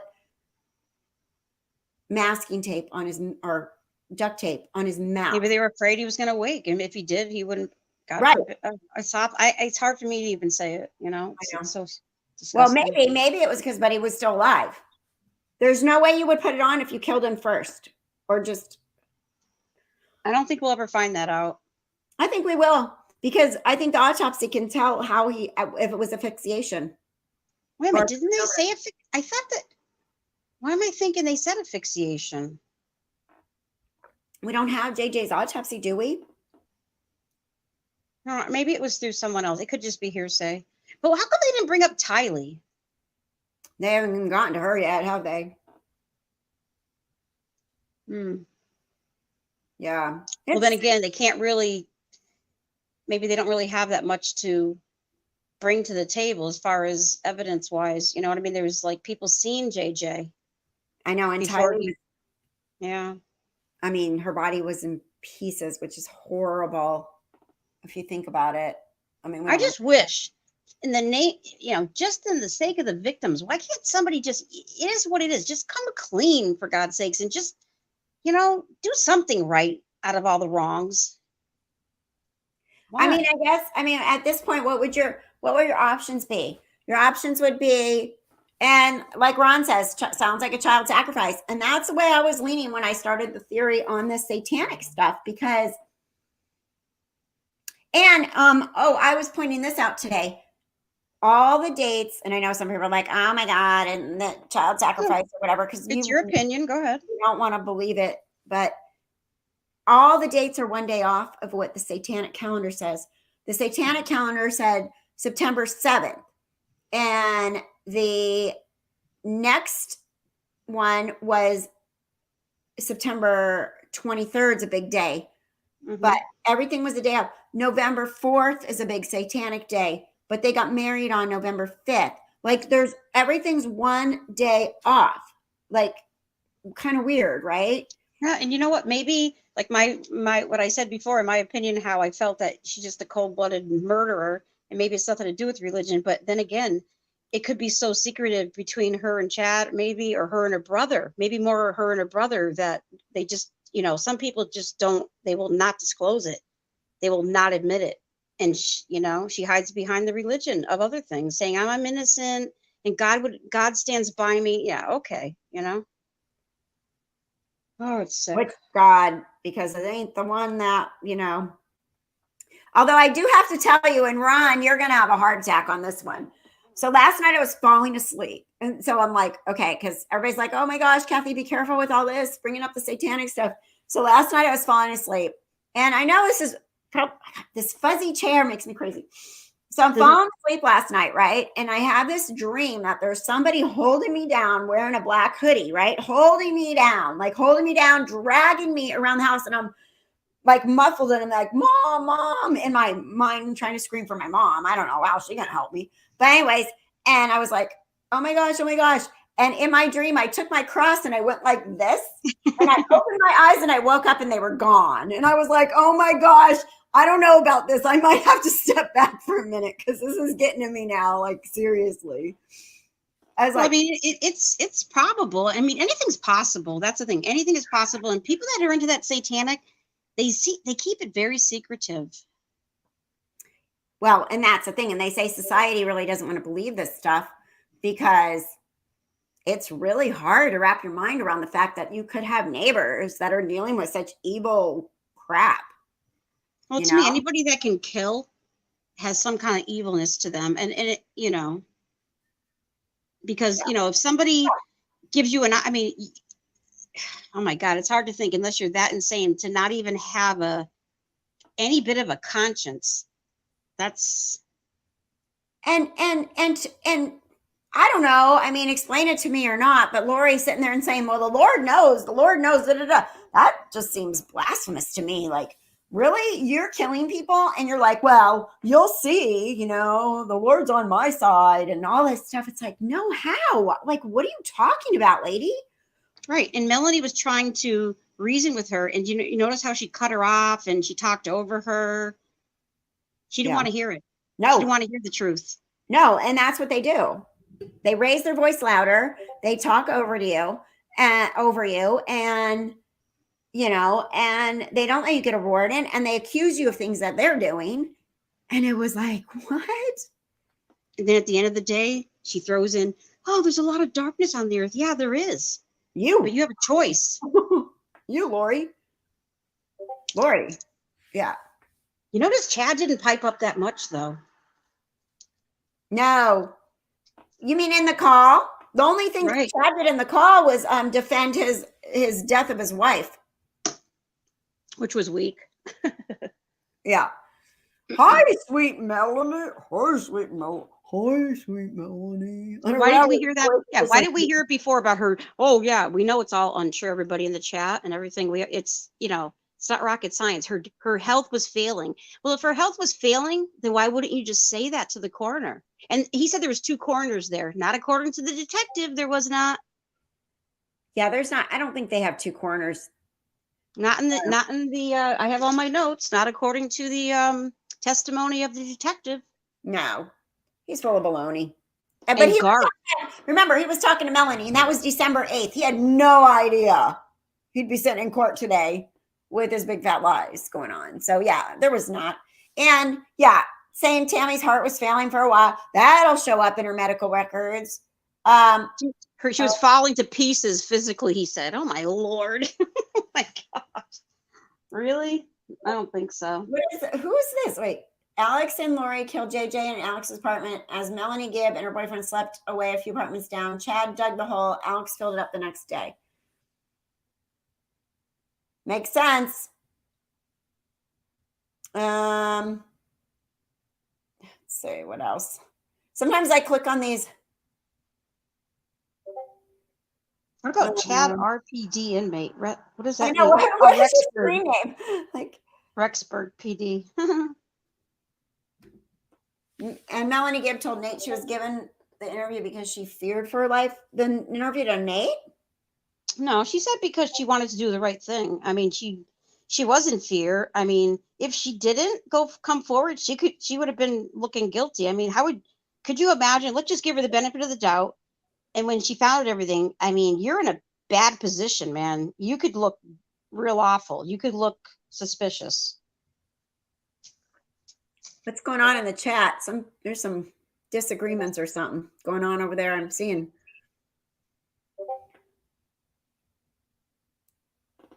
What does this mean? Kiki keys, yeah. Calm down, ladies. Who's I'm missing stuff. I miss sometimes I miss stuff in the chat.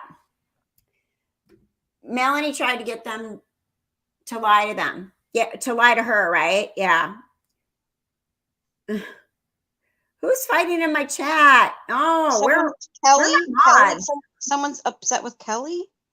I don't know. My mods are like not even in here. I don't know where they are. Dee Dee says we need gloves over here. No fighting in the chat, guys, please. We all have different opinions. It doesn't mean not one is right. It's all about, discussion. Stephanie says, where did David and Melanie sleep? Babysitter said in bed in Lori's room, only with small mattress on floor. So where did Alex put JJ down?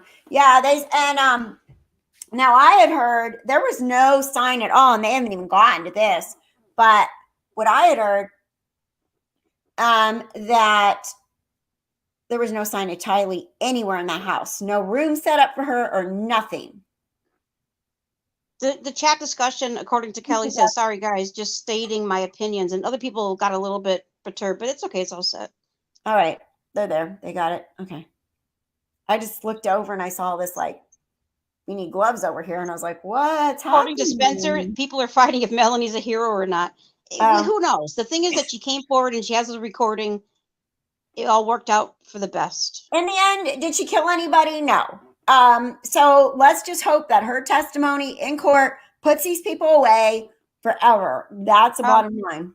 Go to Carrie Christensen. She said, same, not trying to fight here. I have family tied to this case. Oh, you do, Carrie? On what side? I know there's a lot of people that we don't even realize are actually related to the case that are in these chats and stuff. And you got to be really sensitive because, Right. you know, we don't know. We weren't there. I mean, look at the things we heard today. And as much as we thought we knew, look at what we heard today that we never knew.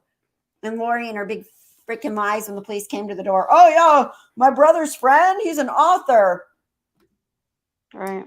Thank you, Fun to Cruise, always for the donation, super sticker, much appreciated, very much appreciated.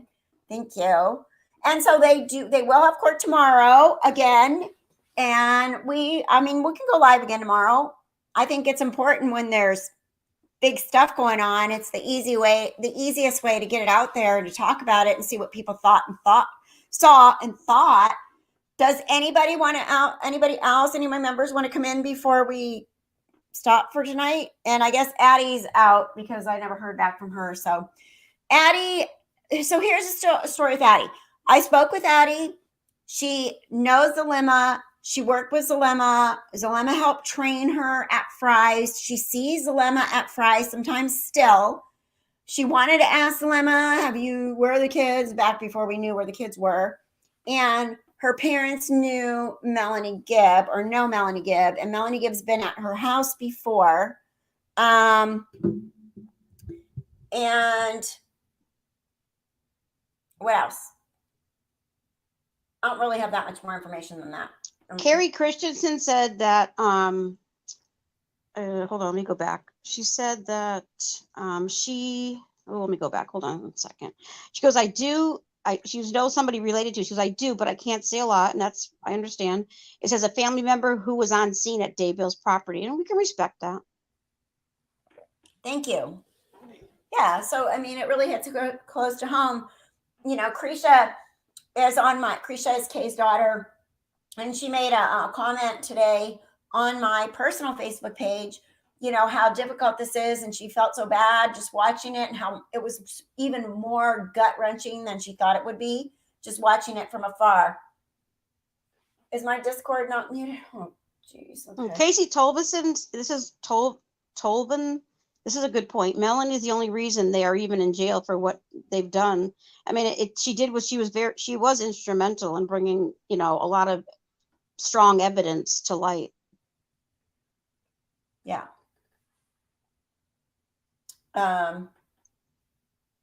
Robbie, did you leave? Or are you coming back? What are you doing? Are we done with you? Where'd you go? Come back and sign off, Robbie. Come back to the panel. Thank you, Ron. Thank you very much. Kathryn does a great job. Thanks. It's hard because I actually was working, so I missed a lot of it. I couldn't record as much as I did, but when that phone call came up, I was like, oh, I'm recording this. I can listen later. This has been so great, Kathy. Sorry I didn't call in. I have to work up the nerve. Oh, Kyle, it's not that scary. Once you do it, you'll be fine with it. But I get it. And also Kay was very interesting. Kay and Larry, yeah. Actually, yeah. And Kay, if she didn't call for the welfare check, I mean, a lot between her and Melanie, that really brought light to everything. Really did.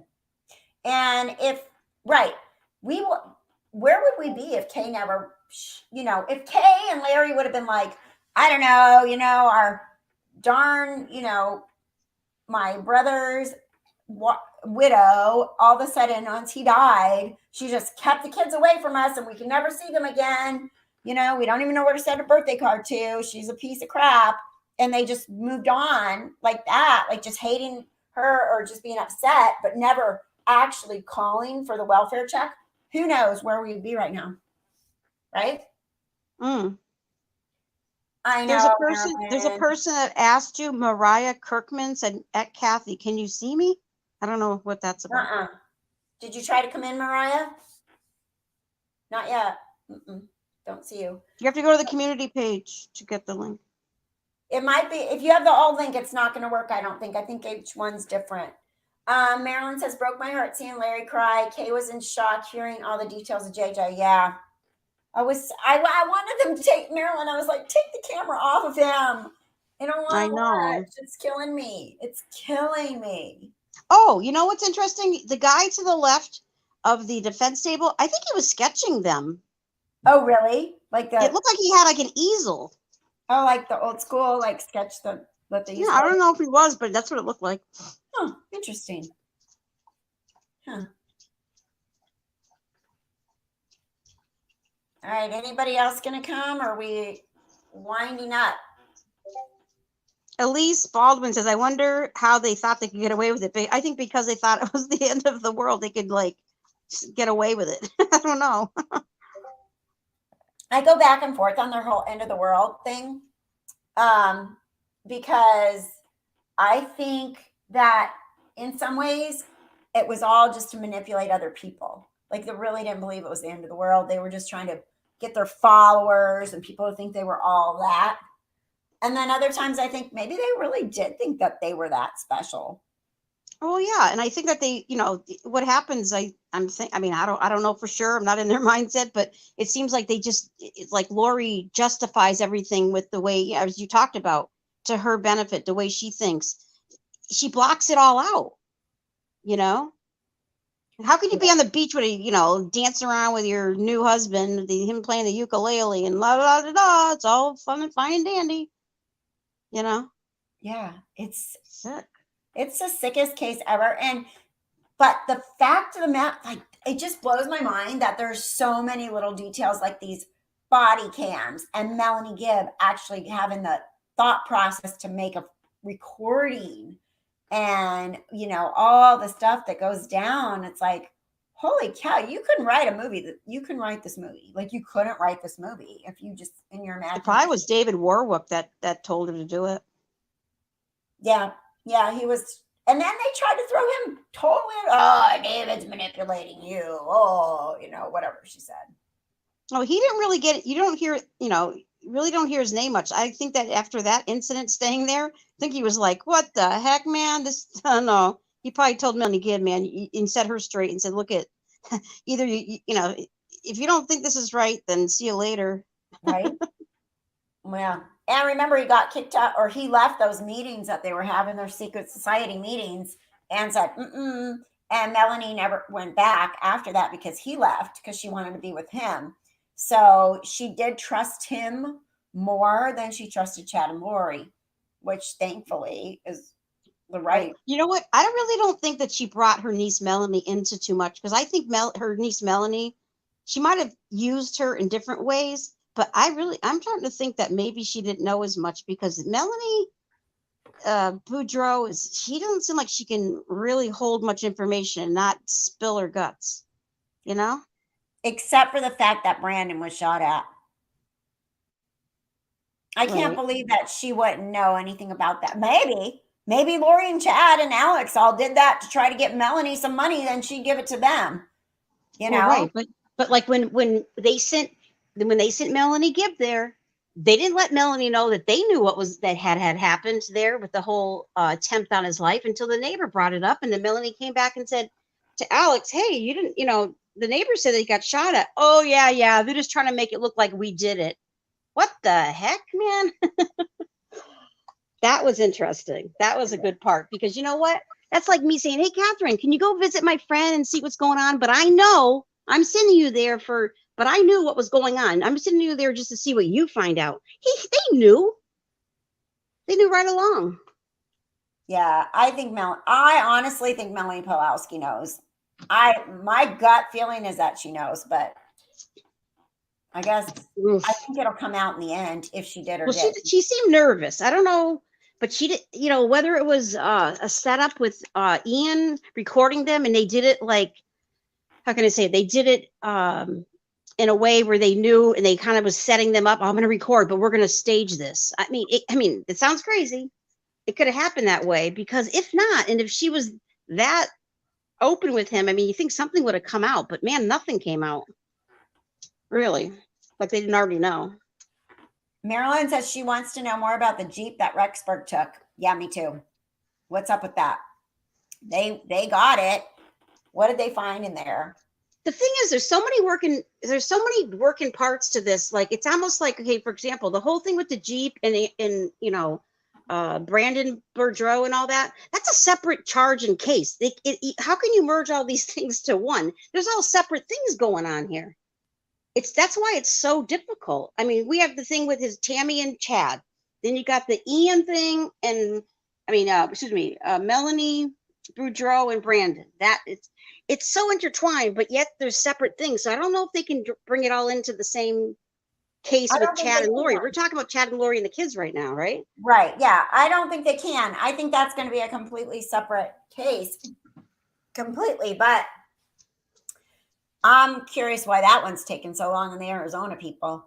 But, you know, the Profiling Evil guys said that they think that they're getting it all ducks in the row. So maybe that'll be Lori and Melanie Pulowski and Chad involved in that Brandon stuff. Right. And you know what? Melanie Pulowski now, they have lawyers and and actually the last thing with her children, the case with the custody case, they requested a psychological evaluation of her. Yes. They're not going to budge on that. And I'm sure her lawyer would, even if they know something, they are not going to discuss it because that's going to jeopardize their case with the custody thing. Right. That there's so many different cases and things going on. And but yes, Melanie, there has been a psych eval ordered on Melanie Pulowski for her custody case. And I think they're going to come up with something. She may not have like a clinical psychiatric issue, but I think she has a personality disorder for sure. Or maybe she's borderline, maybe something, but she's got something going on. Because imagine her on stand, she will fall like a ton of bricks. Yeah. Right. So this one says, David and Chad went to the same secret meetings, but David told Chad he was teaching dangerous doctrines from the adversary. David was banned and Melanie Gibb left with him. This was before Idaho. Yeah, that's what I heard. It's because Melanie was like, okay, well, David's leaving, I'm leaving. And she never went back again to the secret meetings after that. Thank God for David Warwick that intervened with Melanie. Yeah. No, that probably saved her butt, to be honest, from, to being able to help in the case instead of just being like, oh crap, maybe there's an insurance salesman that can say, Chad hooked me up with these dead people. Yeah, I bought the insurance, right? But if I sold insurance, I sold life insurance many years ago, and there's a clause in there. I mean, there's a suicide clause, but even if you get insurance and someone dies, it's kind of suspicious but then again, they didn't deem it suspicious until now. So they can always revoke that. My best friend, her husband upped her life insurance and got a bunch of money from her. And then she wound up shot in the head, and she's right-handed and was shot. She's left-handed, was shot in the right side of her head. And that's still an ongoing thing. And I have a private investigator working on it. And I think she was murdered, and he got the life insurance. And at the funeral, he's like, well, after the way she did this, I hope I can still get my money and blah, blah, blah. Like, right. So yeah, I don't know, And we still have the whole thing with the fraud. I mean, people bring it up, but when we talk about it, I mean, there's got to be like 1, 2, I could count maybe 5 in the top of my head that different cases, different charges. What about fraud with her using her daughter's debit card and when they were dead? And I mean, there's just so many things. It's ridiculous. Right. Isn't even the Social Security Administration people on, or someone in charge of fraud at Social Security on the witness list for Lori's original charges, because she was still cashing those Social Security checks. So I would think they would do it afterwards. I mean, it probably goes like, I'm just guessing that when they do things like this, they're going to take the most pertinent case and go with that. And then the minute things, like, I mean, I know it's not minute to us, but I'm just saying it's not that big of a deal compared to murder and whatever is going on, conspiracy. So they'll wait till the end and they'll charge her and, do that probably at the end. They don't need to bring that in now. It's just going to take away. She needs to be in court for these cases. So you can't go ahead and try her for all these different things. How would they work that out? Right. Yeah. Right. And you have different counties. Right. States, counties, everything. Right. Yeah, exactly. Just a holy mess. But yeah, I mean, right. But I still cannot understand why we don't have murder charges. But I do understand that they're probably, there's no statute of limitations on murder. They're locked up. So maybe they're just taking their time to get everything perfect so they don't wind up with a hung I jury. agree.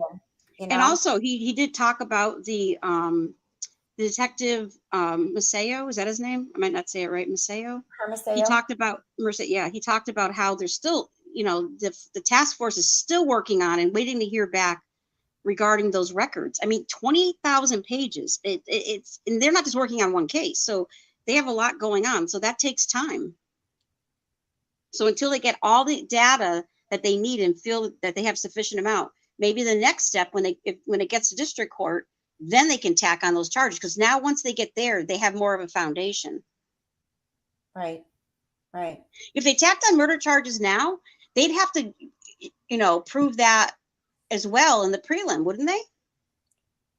Show just cause for to move on to district court. It would be another thing they would have to tack on.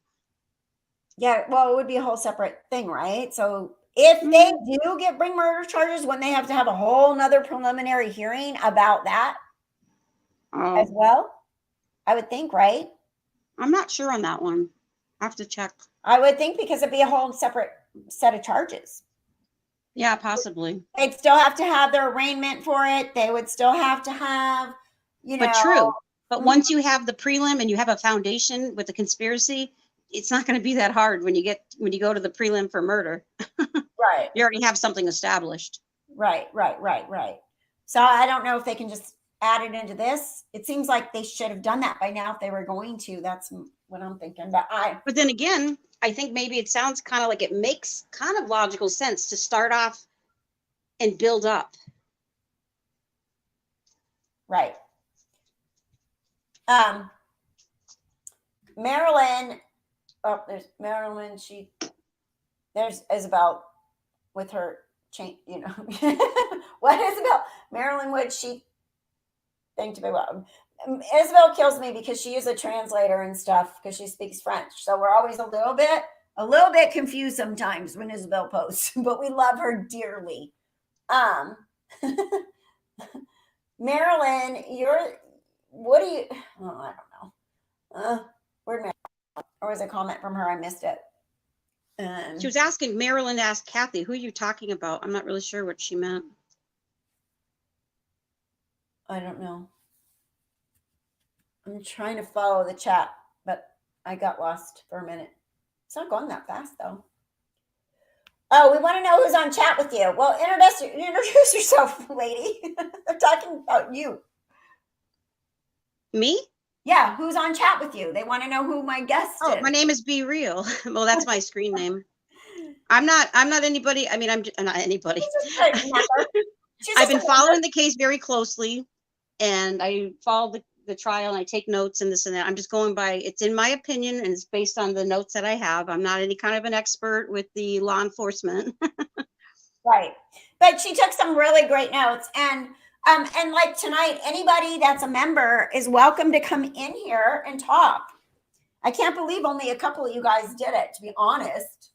Dee Dee said introduce Be Real. Well, now we know. Jess says, okay. Oh, yeah, thank you, J9 Libra. Thank you so much. I appreciate that. Look at it. No, she's really smart. Yes. We like smart guests. It's I'm not gonna lie, people feel intimidated, and I'm gonna tell you that it is, but then you have to just go up there and just try to use your logic, and you can give your opinion. I mean, everybody has their opinion, and you know what, in this case, it's so wacky that anything could be possible. So if you feel you have a gut feeling and you're using your logic, right, don't be shy about bringing it up, because the more input we have, the better the more sense we could probably make of things. And somebody might have something really interesting to say, and they're saying it in the chat. So what's the difference if we hear your voice or you type it? Like, come on, really? Right. And you know what's interesting? I watched Profiling Evil, and one interesting thing that one of the guys said was, and I was thinking maybe we could try doing that sometime in those member chats, the live chats that we have, the private things, the whys, and it's very important to just keep asking why this, why that, and get everybody's opinion on the whys. Yeah. We love you, Isabel. We do. I tease you because you're fun to tease, but we love you. Marilyn says someone needs to be real. Someone needs to be real, right? That's right. Yeah, more like maybe Lori needs to be real. Oh, Lori thinks she's real. Except for her hair now is not so real anymore. Oh, yeah.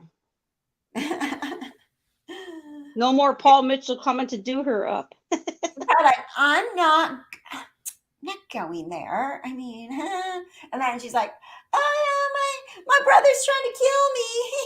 Like a police officer comes to your door and that's what you offer up. Like, what? Are you kidding me? Hi, we're looking for your son. Oh yeah, and my brother, not that brother, but the other brother, he's trying to kill me. Why does everybody want to? Where does everybody want to find me? Why does everybody want to know where I am? No, we don't want to know where you are. We want to know where the kids are. Back. Yeah, she's all, I'm moving back. I'm moving back to Arizona because people are after me and my brother wants to kill me. And you're like, make up your mind there, Lori. Who's coming at you? Kay's coming at you. Charles's brother's coming at you. Then we got, make up your mind, Lori. Everybody's after poor Lori. But Lori's in Hawaii dancing the hula. Well, she seems like she's always liked to be like the what do they call that? The attention person, the person at the party that wants to draw the attention, just like she was on her in the what did she do? The fashion show, or what did she do? Mrs. Pageant. Beauty pageant or whatever she did. Yeah. And not to be rude, but you see the way she walked? That's why she didn't win. She walked like she had, I don't know, like she had a cement on her shoulders, like stick up her butt. It was like walking like her back. I mean, it was just the worst walk I've ever seen. Oh my God. Yeah, the body cam was awful. John Marie, were you trying to come in when my computer froze? I thought you were trying to come in earlier. My computer froze and I had to restart when I first got here. And I thought Dawn Marie, was it you, Dawn Marie? You were waiting to come in. And then when I came back, you were, yeah. April says cement on her shoulders. Yeah, Mariel Nazarich, if I'm pronouncing it correctly, it shows she doesn't really have faith in Chad. She just wants a new husband. Yeah, all she was like, oh, he's an author. He's an author. Yeah. Oh, my brother's friend. Oh, yeah, my brother's friend. Yeah, my brother's friend Chad Daybell. What was up with that? Husband. You know that was very strange. Why are they being so elusive? Like, why are they being like that? Like in court, though, she loved it. Every time they said, and AKA Lori Chat Daybell, she had this smirk she couldn't wipe off her face. Like, you're proud of that? Okay. Why'd you chicken out, Dawn Marie? Don't chicken out. I'm trying to come in, Kathy. Okay, Mariah Kirkman. Mariah Kirkman, come on up. You're the next guest. Why not? Why aren't you in then? It's in do you have the link in the community tab on YouTube? I let her in. Everybody's let in. It's in if you're a member, it's under the member in the community tab on YouTube. Well, maybe she doesn't know where to go. So Mariah, if you you tap on to Left Undone's channel and you swipe left, you'll see community tab. It'll have the link there and you just tap on that and you can go in. Yeah, she flips everything around on everyone. Do you see her down in the back and backstage? Nope. I only see you and me, and I don't know what happened to Robbie. He left us forever. He's probably watching some other channel that he likes better. I'm just kidding. Amber Lane says a future life insurance policy and Chad was in the works. Oh, there's Mariah. Is that you, Mariah? Are you here? I'm gonna let her in, whoever it is. Why does it say Left Undone? Try it. Hi. Is that you? Hi. Yes. I think this whole case is just insane. I don't know how they could get away with burning the bodies and everything. And that there's no actual murder charges? Yeah. After finding dead bodies? Yeah. Yeah, especially on his property. So you know that they did it. You just don't know which one of them did it. But I did hear that there's a law in Idaho that says if you are involved in it, whether you actually did it or not, you're just as guilty. That's what I was told. Yeah, I would agree with that. Now Arizona just needs to get their act together, and since Charles was killed here, and get the murder charges for him in order. Yeah. Agree. Yeah. It's going to be long and complicated, and I feel like it's going to be never ending, to be honest. Yeah. And wouldn't that be separate charges again that we were talking about? Like, wouldn't that be a separate case or no? Well, I mean,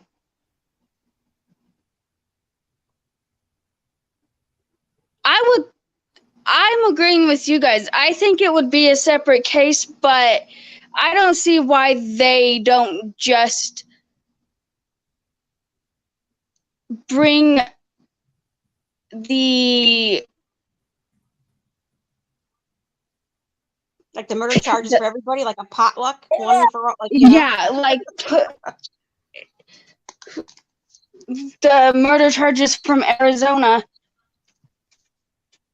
up there and just say, hey, this is how long you guys get.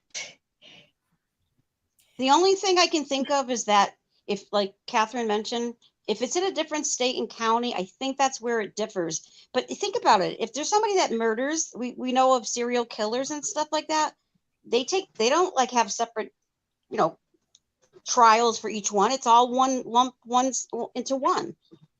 Yeah. So maybe they would collaborate together. I don't know. Federal charges. Tracy says federal charges need to be filed. Yeah. Because it's over state lines, you mean?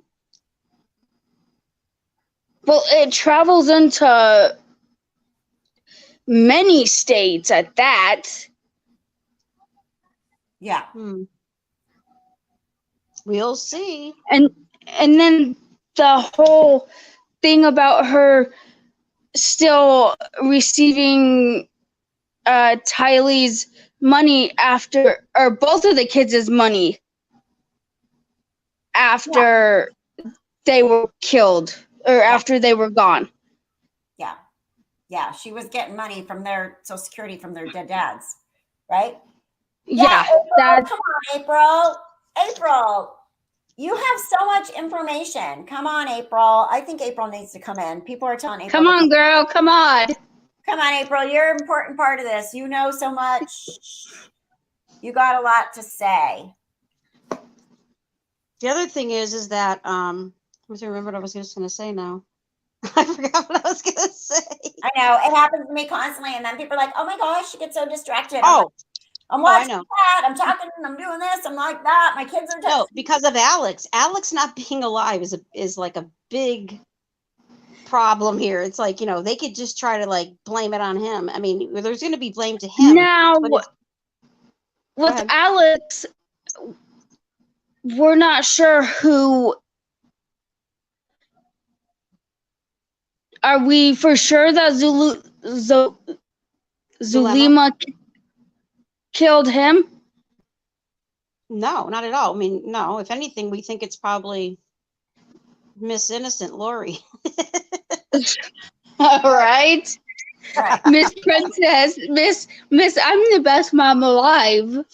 Miss God stands by her side, and she's not worried about her salvation. Miss, I'm one of the 144,000 murderers. Sorry.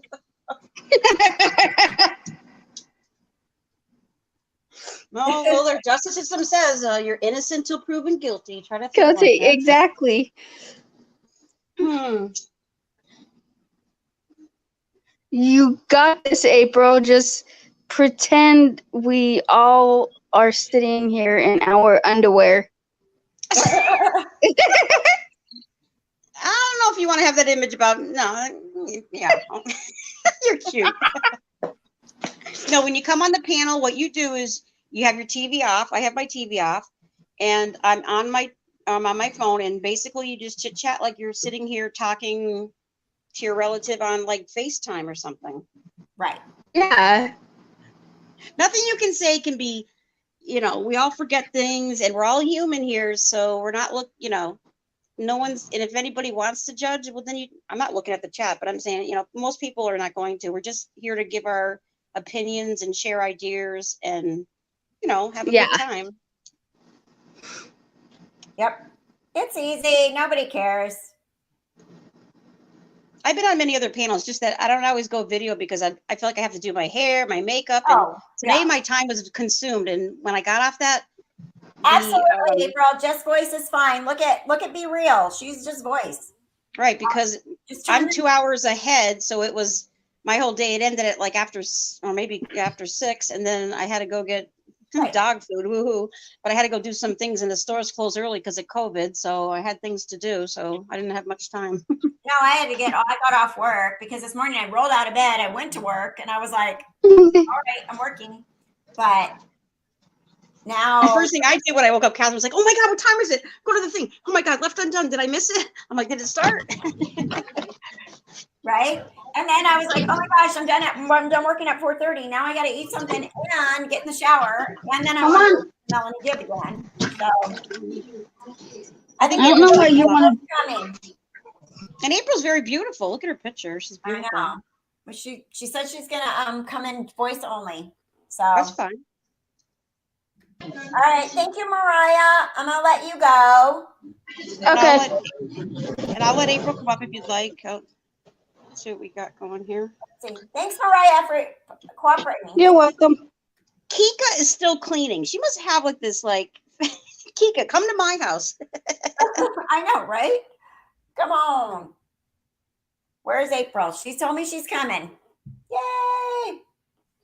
Let's see when she pops in. I want to hear from April. April knows so much about this case. She's had her group and everything for so long. Like she's got a lot. She talks to Justin Lum, for crying out loud. What do you mean she has a group? She has a channel? No, a Facebook group. Mm-hmm. Well, that's great. Yeah, and she's got a lot of she has a lot of details. Like she's really smart. She's followed this case from the get-go. All right, now we're just waiting for April to put gas in her car and get here, I guess. I don't know how it happens through the portals or however you get on the show. Oh my goodness. Oh, these things can. Sugar Butt was, it's a funny name, Sugar Butt. Sugar Williams says, yep, same here. I've only had 2 hours of sleep and no idea how I'm surviving. It's very consuming. That's for sure. Yeah, it really is. It's every time I think, okay, there's going to be a quiet time for this case and whatever. And then boom, Ooh, Kika. LOL, cleaning and drinking cucumber jalapeno margaritas. Oh, that sounds really good. You made that for yourself? A cucumber? Ooh, you're like a bartender. That sounds interesting, yeah. I don't think I would do that unless I was like at a restaurant and asked for it off the menu. It's pretty good. Thank you, Diamond Mimi. And Robbie got tired and took a shower, so he was over it. He was gaming too today, so. Robbie's very multitasking. Okay, yeah, okay. Did any of you see the black and white check tile in the entrance of Lori's apartment? Yeah, that was nice. That was supposed to be like a satanic thing too, right? But they didn't own that house. They rented it from that guy. I never heard of it being satanic. I've seen homes like that. I've always admired that. I know. Oops. I'm sorry, but there's satanic things that I'm like, I didn't know that. And I'm like, well, if I don't know it and I do it by accident, like, does that mean people said like 666 is satanic. I had a license plate when I was first like 16 years old. My first car was 666 680. Oh, yeah. I never had any bad luck. I liked that number. I didn't think of it like that. You're supposed to refuse that number. Gas. April needs a map. April? I think she's heading over. Yeah, I like it too. I like the black and white. I mean, I like that look, but apparently it's a bad thing. I don't know if it's too popular nowadays. I think that years back it was something kind of, unique. Well, it depends what you like. Tylee was only there about a week. They moved there like the 1st of September, and by September 8th, there was no more Tylee. So, yeah, Miss Lori, people are trying it's to so kill sad me. because I recall Tylee talking about, and even I think through Colby said it, that how she wanted to stay with her friend in Arizona, and God, what if she could have just stayed with her friend? But I think her mother convinced her to go, and I think that she, being the protector of JJ, she just probably felt guilted into going. Yeah, which is bummer. Beautiful, it's such beautiful children. It's sad. It is. It's just horrible. And for what? All for what? For what? Why? What is the why in this? For what? That's why I think it's satanic. Because where's the motive otherwise? Unless you're trying to do something. I don't know. But I'm not positive. It's just a theory. But it's like, what Tylee's motive was Lori wanted to be with Chad, and Tylee was a little bit, Tylee was smart and she wasn't putting up with any crap. I think she was probably saying things, and then you got JJ had his, his autism and things like that. But what's funny is they were planning on going after the kids had passed. Well, they didn't mention it, but according to what I heard is that Chad and his kids and Lori were planning to go to Disney. Yeah, I heard that too. I heard that too. But I mean, Tylee's money's only going to last till she's 18 anyways, and she already had it. It was coming into their household income. She's not going to get her dad's, Social Security once she's an adult. So it makes no sense to me that for a year's worth of money, she was already, you can't tell me that Tylee had control of her own money. That was her dad's Social Security. I don't think she would as a minor. Lori, right, but I think there was a trust fund from the insurance though that she was getting prior to that. Right. Was it just sitting in a trust, or did Lori have access to it? I don't know. Able to use it.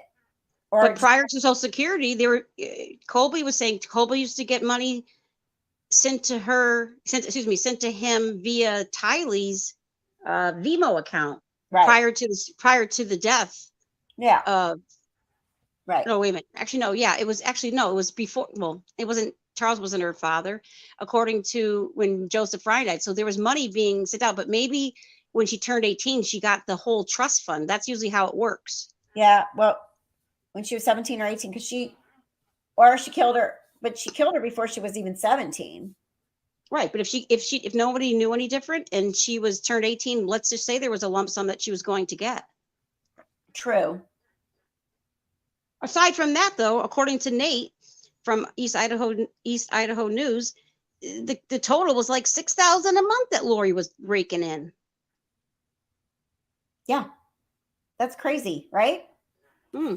That's a full-time job, and for some Lori people, hasn't worked for many years. Huh? April. Money and sex, yeah, with Chad. How exciting could that possibly be? Yeah. Did you look at him? I tried not to.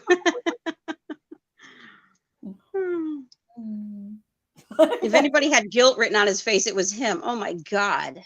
Oh, Judd.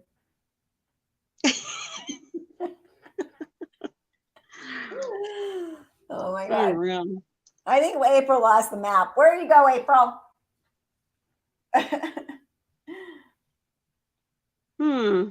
Someone, I got some good pictures from somebody that lives in Rexburg. Sent me some good pictures today from outside the courthouse and stuff. Oh, cool. And they're going to go back tomorrow. Maybe they'll get even better ones, and then I can share them. Chad looked like a constipated potato. Oh, except for the funny part about not knowing how to say somebody's name, because that's hilarious. How do you say the name? Kiko Cuckoo, whatever. Oh. oh, like what are you laughing about, dude? Somebody needs to smack you. There's nothing to laugh about at all. Like, how dare you even grin? I don't know. Just bothered me. Oh, okay. Someone said that he thought the money Colby was getting from Charles. Colby was never adopted. Wait a minute, Colby Ryan. Let me go back. Okay, Colby was never adopted. Lori we got that information from that other channel when they got the records from previous years. Colby was never adopted. She just gave him Joseph Ryan's last name. Right. I guess that's what we heard. I don't know. I've heard both. Because at one point, Annie Cushing had said that he was adopted legally. No, the documents stated otherwise. Okay. But he just took the family name, I guess, because they all lived together, and he just. Lori gave it to him because, everybody had the same last name. Yeah. I think we all just assumed maybe that he was adopted, but. And yeah, Charles supported lots of family members. I remember Kay and Larry saying that in an interview that, they were just paying everybody's bills, Lori's family. I thought, what I thought was interesting too? She said to Melanie, well, almost everybody in my family is against me. Who's she talking about? I know. Like Adam. That's another delusional thought in her head. It's the whole psychopathy of thinking everybody is against you thing. Yeah. Yeah. Oh, I'm Lori. I'm the victim. Everybody wants to kill me. Everybody hates me. I'm just such a, Karen, I don't really think I will double check it, but according to that Wicked Truths and F-Bombs, they had those I don't know how many pages of documents from when the whole custody issue with Joseph Ryan, and it wasn't involving Colby. They did bring up things, but Colby was not. DSF didn't get involved in that because Colby wasn't adopted. They had no control over that. It was all about Tylee. Yeah, Colby mentioned he was abused, but they didn't. The whole custody thing was with Tylee, not with Colby. If you remember, Kathryn, I don't know if you watched it or heard about the documents, the whole visitation was all about Tylee. Otherwise, if Colby Ryan was adopted, if Colby was adopted by Joseph, he would have had visitation rights. Right, true.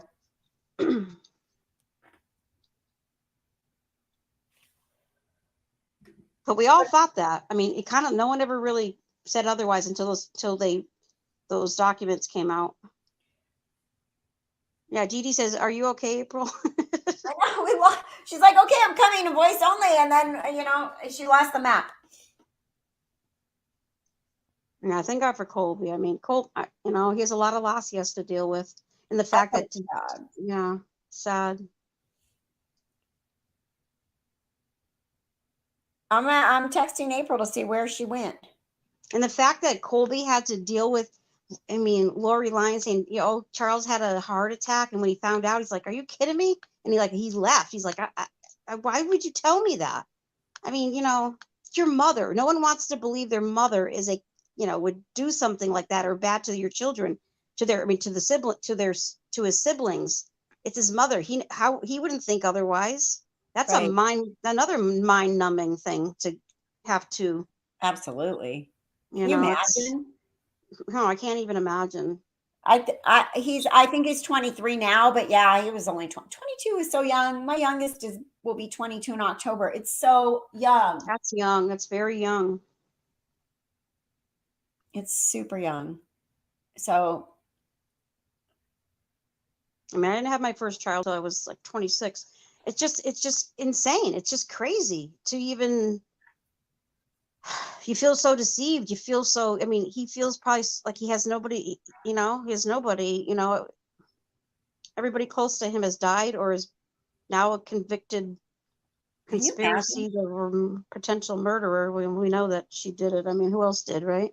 We don't know exactly who physically did it, but we can kind of maybe take a guess.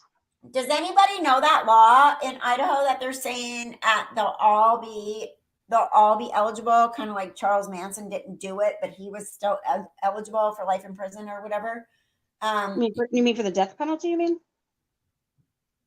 Yeah, well, I don't think Charles Manson was eligible. I don't know, because it's California, right? But what I heard was that in Idaho, it doesn't matter who actually did it.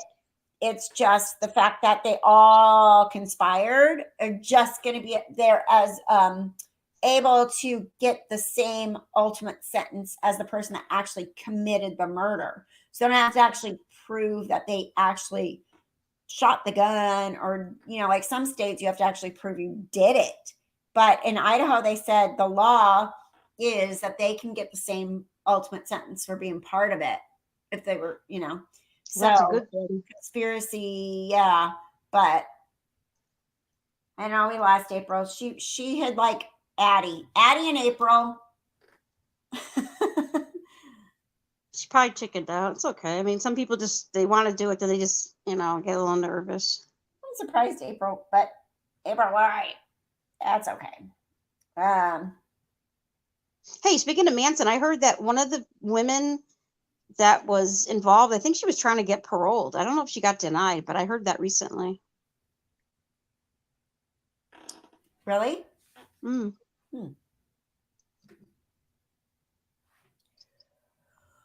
Oh, okay. Well, if she's not I guess coming, that's not going to happen. So because we're at 2.5 hours, and me and you were kind of holding the show up. I'm going to take off, and I'm going to leave it to Miss Kathryn to run the show. Maybe April will pop up. You never know. I'll give her a couple minutes. And I will see you. I'm going to be there. I'm going to be watching it tomorrow. So watching the court case. Yeah, I guess, Robbie, if you're still out there, are you still going to do that tomorrow so that we can watch it? I wish I could have been able to focus on it completely, but I can go back and watch it too. So I'm sure he'll have it on tomorrow. Okay. Okay, ma'am. I will see you soon, or I'll talk to you. All right. Sounds good. Thank you. Bye-bye. You. I'll go and chat. All right. Bye. Oh, she can't figure it out. April, come on. Look, April, here, hold on. Click this link.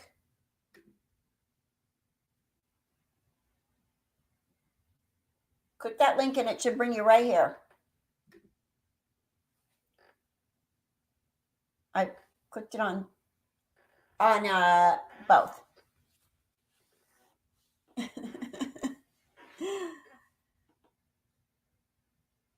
We'll give you a second. I think you can do it. These people did it.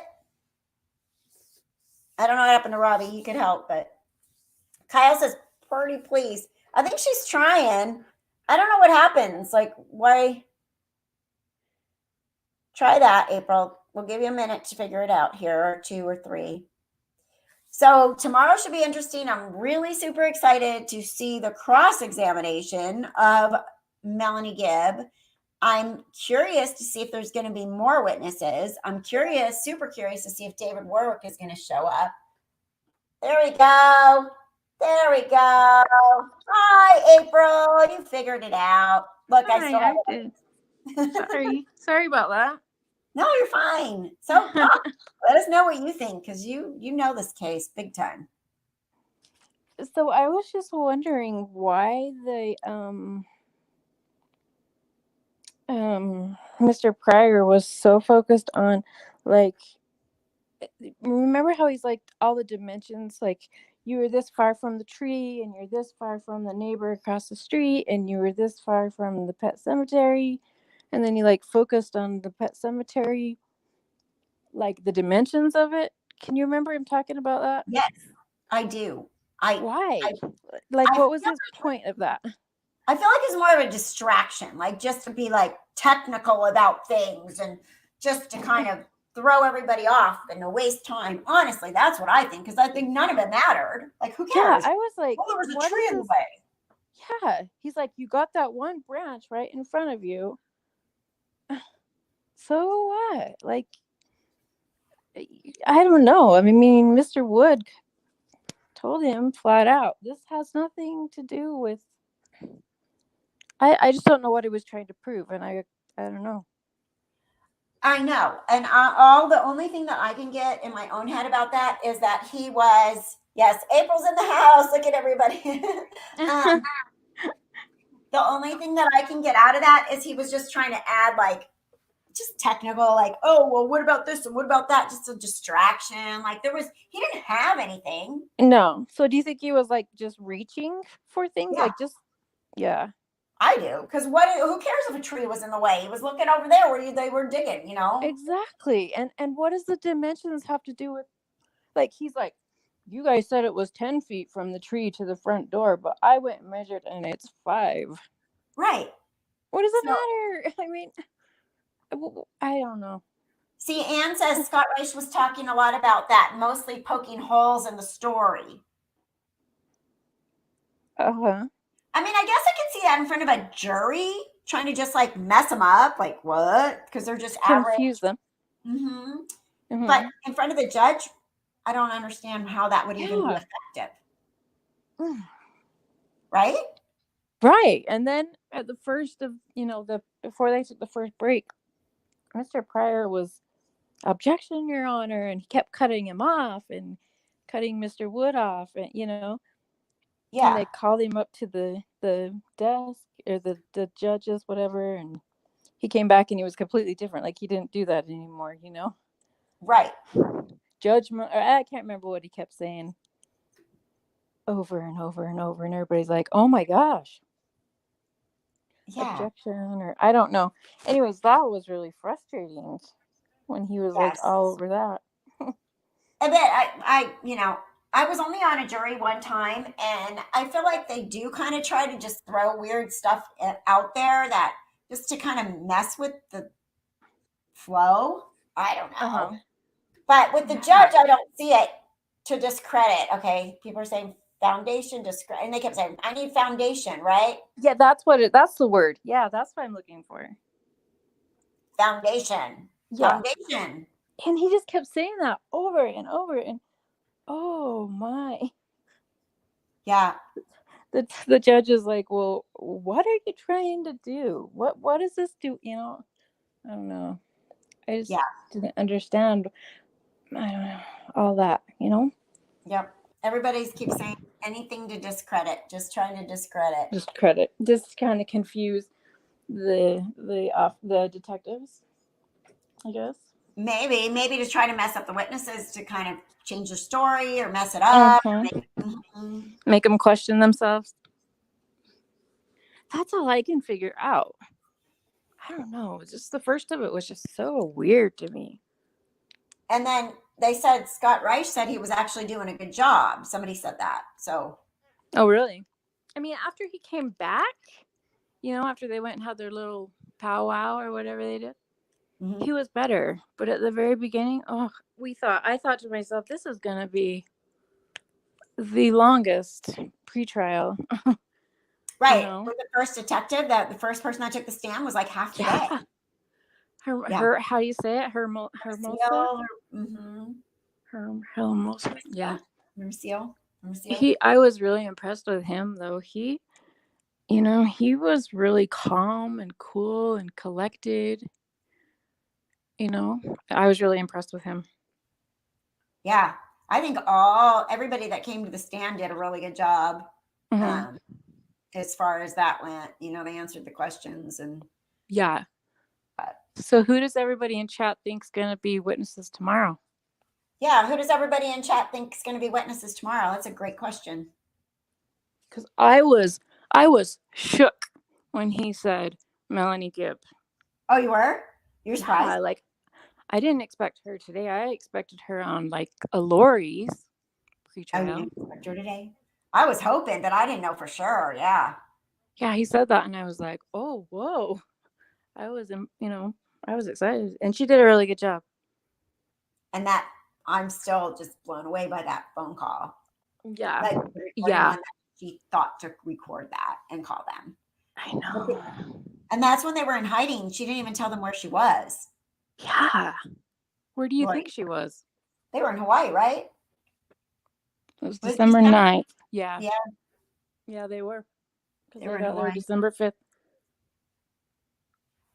Melanie Gibb will be in the hot seat tomorrow. Chad RPD. Yeah. Whose screen name is Chad RPD? Oh, Lord. That's funny. So they're saying Zulema? Really? You think Zulema? Well, our friend Addie, who decided not to show up again, said that, don't quote me, she said, but she believes that Zulema is on a witness list for one of these things.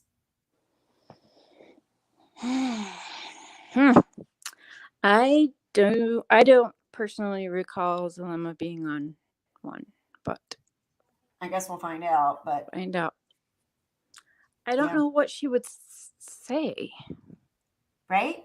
What's everybody's thinking that she'll say? I don't know. You think Kay? I don't think. Well, Kay was in the. I don't think they can call Kay because she's watching all the other witnesses for this. But I do think Kay's on the witness list for Lori. She is on the witness list for Lori. Yeah. So. I don't think it'll be Kay and Lori. Huh? Oh, David Warwick. Yeah, he's on the witness probably list. him. Yeah, I don't know. I don't know who else. And then what about those FBI guys? Oh yeah, you're right. There's what, 2 or 3 of those? Yeah, there were at least 2, and then the forensic something or other. Somebody thinks off-duty beauty. You think Melanie P? I don't know about that. I don't either. She got her own crap going on. Right, exactly. she's got her own problems happening. Well, we totally thought that when they took that break, right when they called Melanie Gibb, and then they were like, we're going on a break, everybody's like, oh my God, she's in the bathroom puking. She's not coming. And we were like, she's stuck at the portal potty. Yeah. But apparently it was the air conditioner. It was too hot. Yeah. That was weird. Did you guys, I mean, I don't know, as many breaks as they took, did that drive you nuts, or did you kind of like that? Well, it worked well for me because I had to work. So every time you were working, break, I was like jamming on my calls, calling my patients. So it did actually work well for me. So what did you do? Sorry, I wasn't able to get on your stream because I had my own crap going on. Yeah. But so what did you do, like, when it broke off? Like, it's in 4 different pieces. Did you know, or were you like, oh crap? What do you mean? Like, okay, so there's like the first part of the video, and then a second part of the video, and then they went to lunch. Oh, and then there's part 3, and then there's part 4. Like, when we were watching it going along, and all of a sudden it quit, and I'm like, okay. So then I had to go find part 2.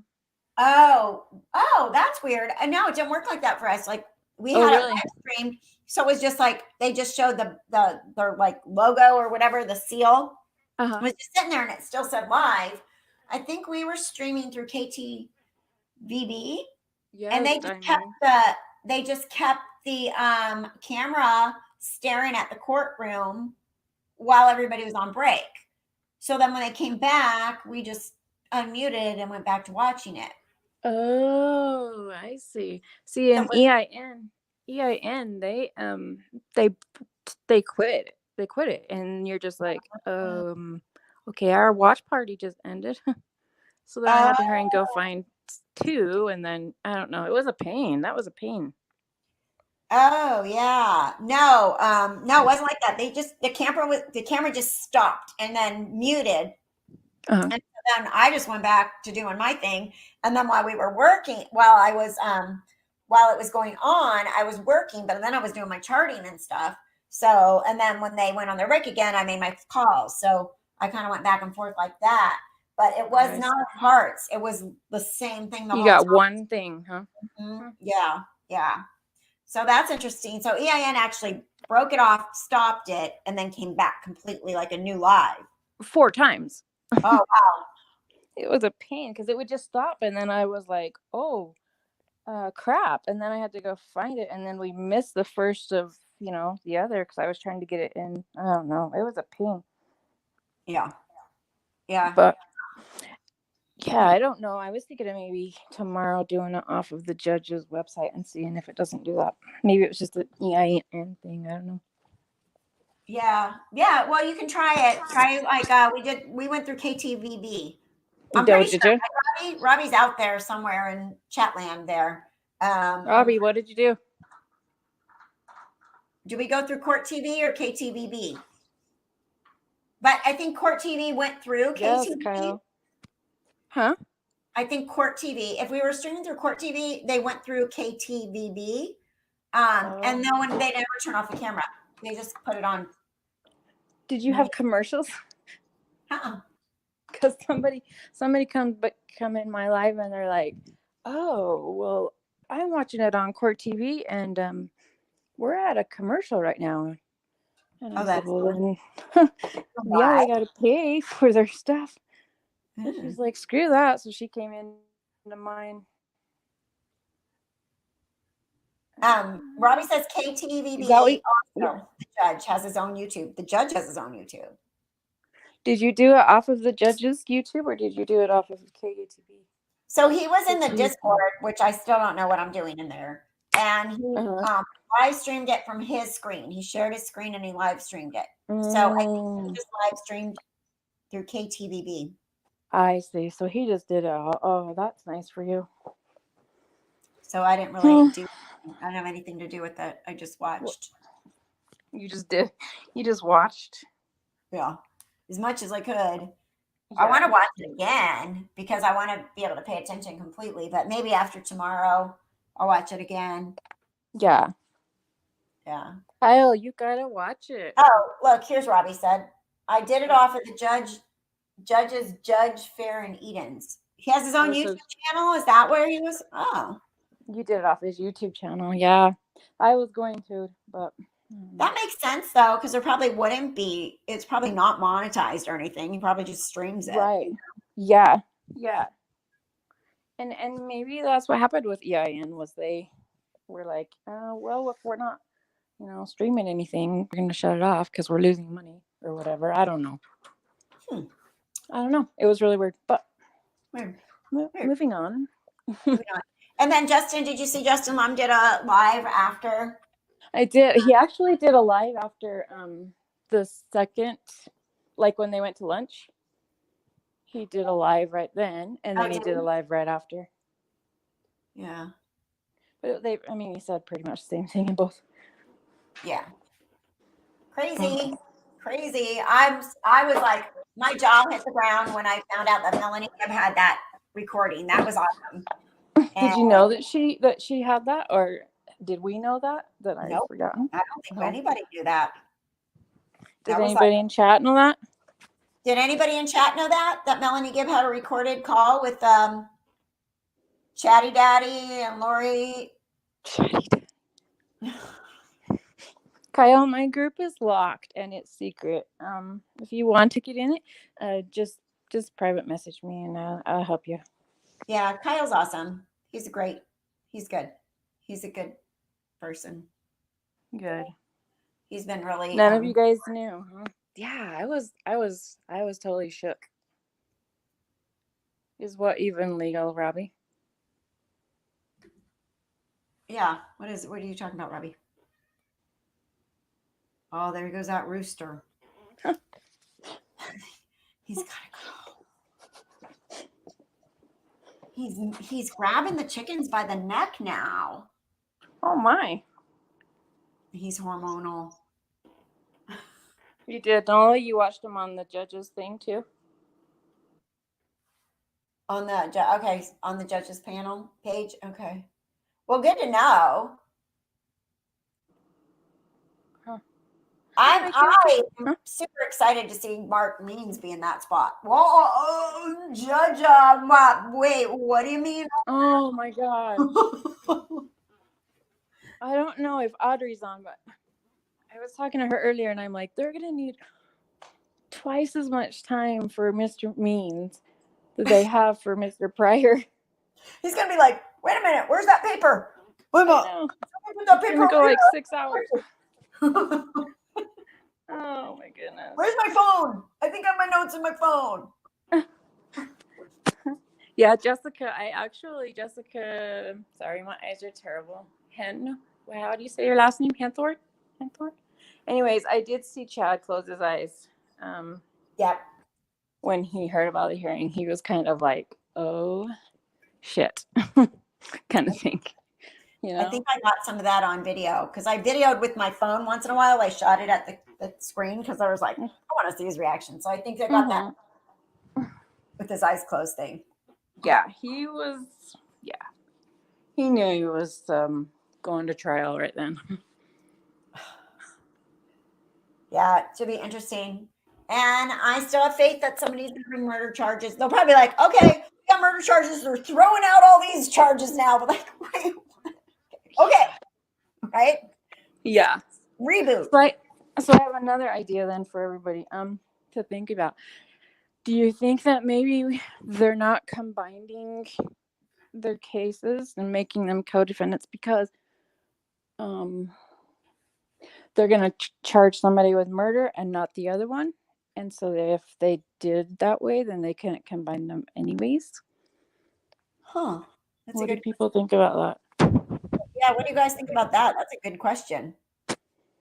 Because I wouldn't want to combine them if they're going to just charge one with, murder. They could charge one with murder and then like one with accessory to murder, but they wouldn't be able to combine the cases that way. Yeah, weird. Patricia, they need to be able to blame each other. I think they want them to flip on each other, don't you? I think they do too. Yes, I really, really do. I think that's something they're holding out for a little bit. Where's Marilyn? Mm-hmm. What do you think, Marilyn? You think they're waiting to flip on each other? She always has a little bit of good insight. Do you think Lori's singing in her cell?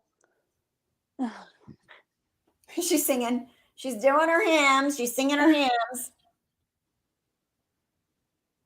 Wild Angels, what do you mean? Justin looked like he was crying. Justin Lum? During his life? He didn't have his makeup on.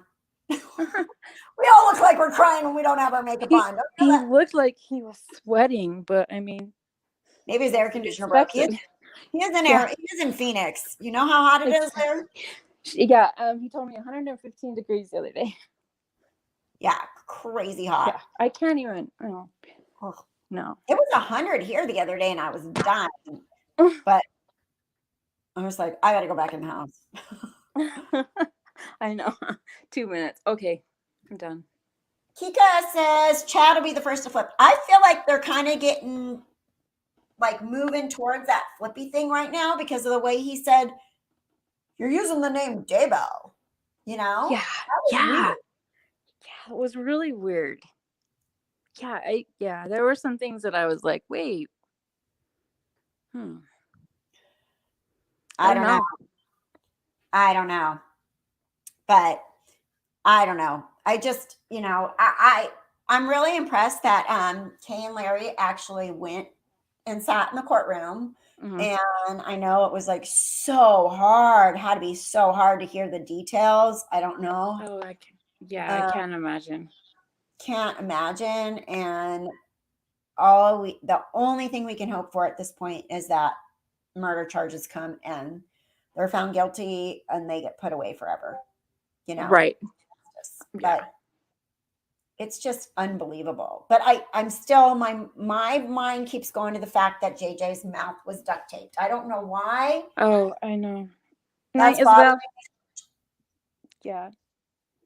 I know that's really, really bothering me too. And then how they described a whole roll of duct tape wrapped around his hands. Like they were together and bound together and oh my God, he's 7 years old.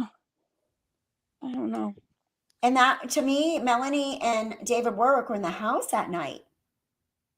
They were. Yeah, they definitely were. And I would think that if he brought him back in with duct tape on him, they would have been like, hey. Yeah, right. I mean, he didn't have it when he brought him back in. So. Right. So after they went to bed, what happened to JJ? Yeah. Besides Lori's stupid story about he climbed the cabinets and knocked Jesus down. Yeah. Why does she have that really bothers me. Why does she have to put Jesus in there? Like, she could have just said a picture. Because Like, she's trying to make him look like yeah, exactly. She's trying to make it look like she's all religious, and I mean, she is, but yeah, she is all right. So, do we have family in the chat? Do we have any family in the chat? Yeah. I know Marilyn was here a little while ago. I'm just asking because I want to talk about something and I don't want to offend anybody. I didn't see anybody else, but there's 222 people watching, so okay. I don't know. Well, my apologies, but I really want to say something about it. So talking about JJ, how do I say this?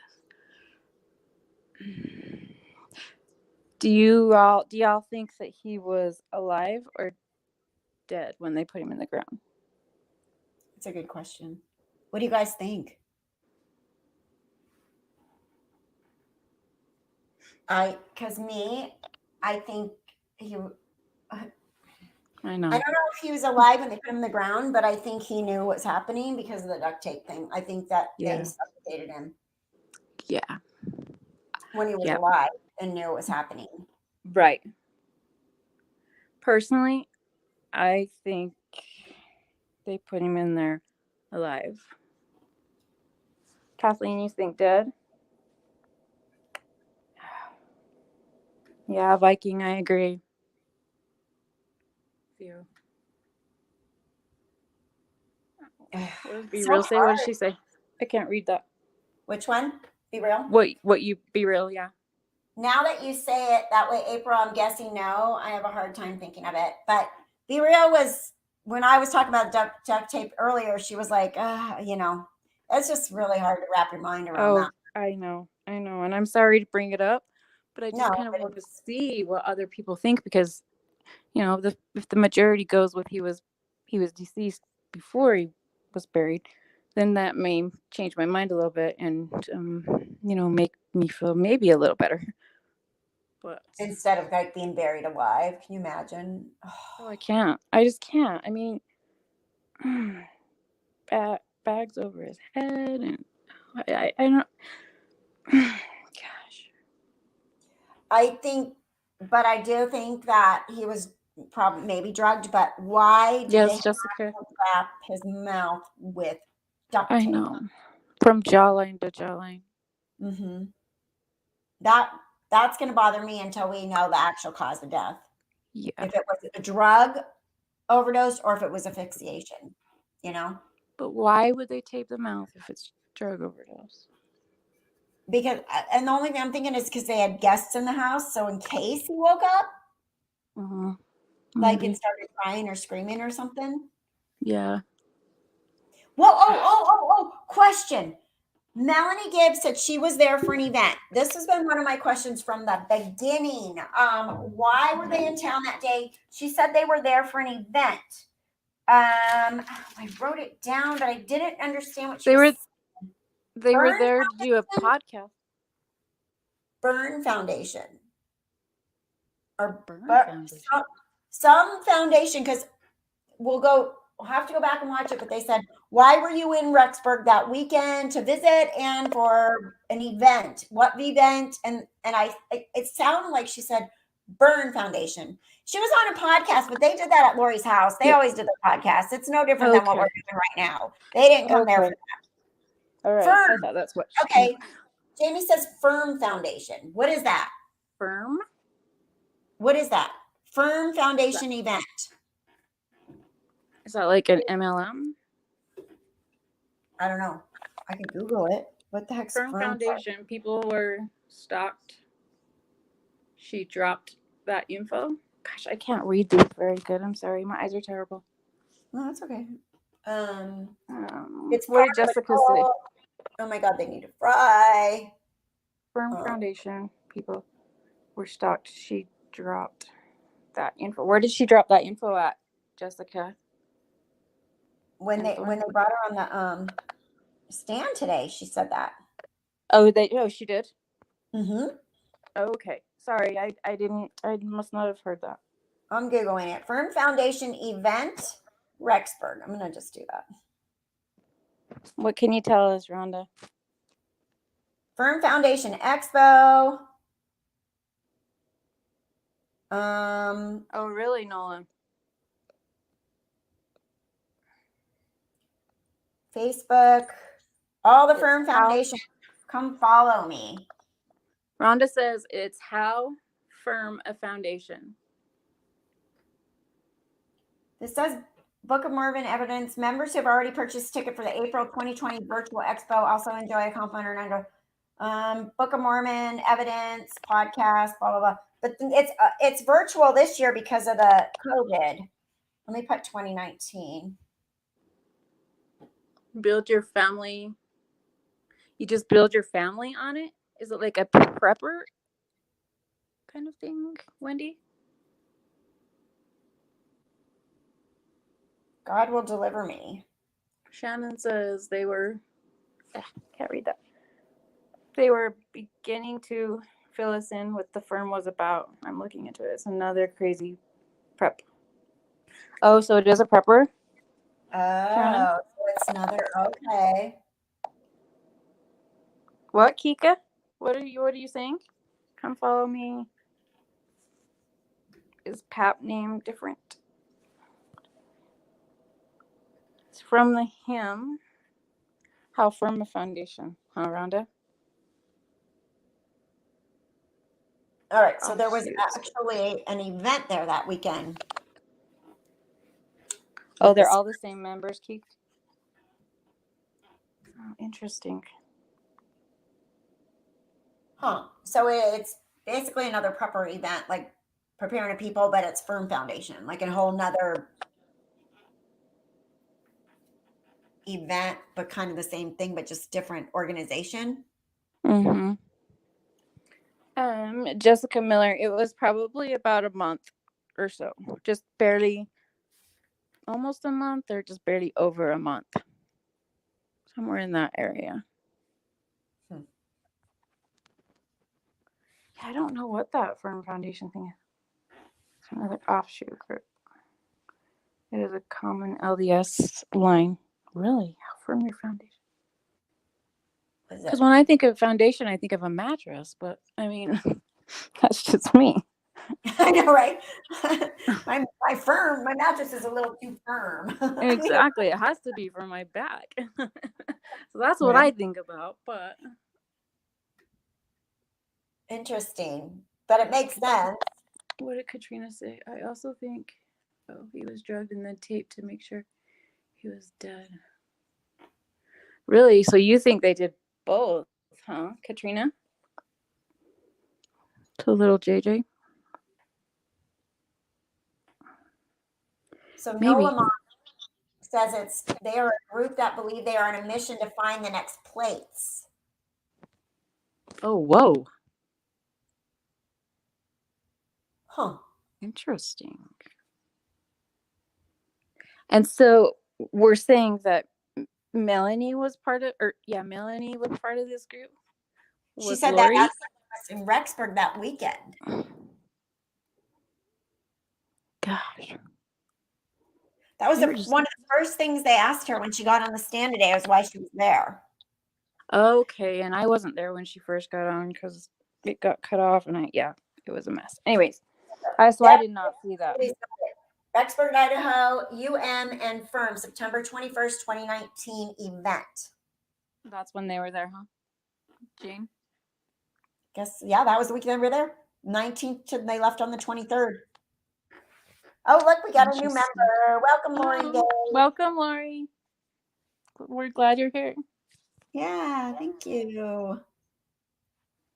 Okay, Nola Mom said the firm puts Pap to shame. So it's bigger. Like, is it a mother group? Is it like the mothership and then these other ones break off? Or is AVOW the mothership and these others break off? Or I'm so confused. Yeah, me too. Huh. All right. Well, I can look it up on my own. Okay. Yeah, so we got something to figure out. Yeah. But that's why I want to go back and watch these again, because I'm like, wait, what is that? Like just little things. Yeah, exactly. And Shannon, I totally agree with you. When they start talking about stuff like this, I don't know. My skin just crawls, and I don't know. It's just kind of creepy to me. I agree, Shannon.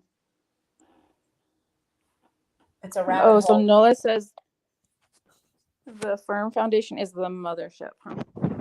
Oh, interesting. Wow.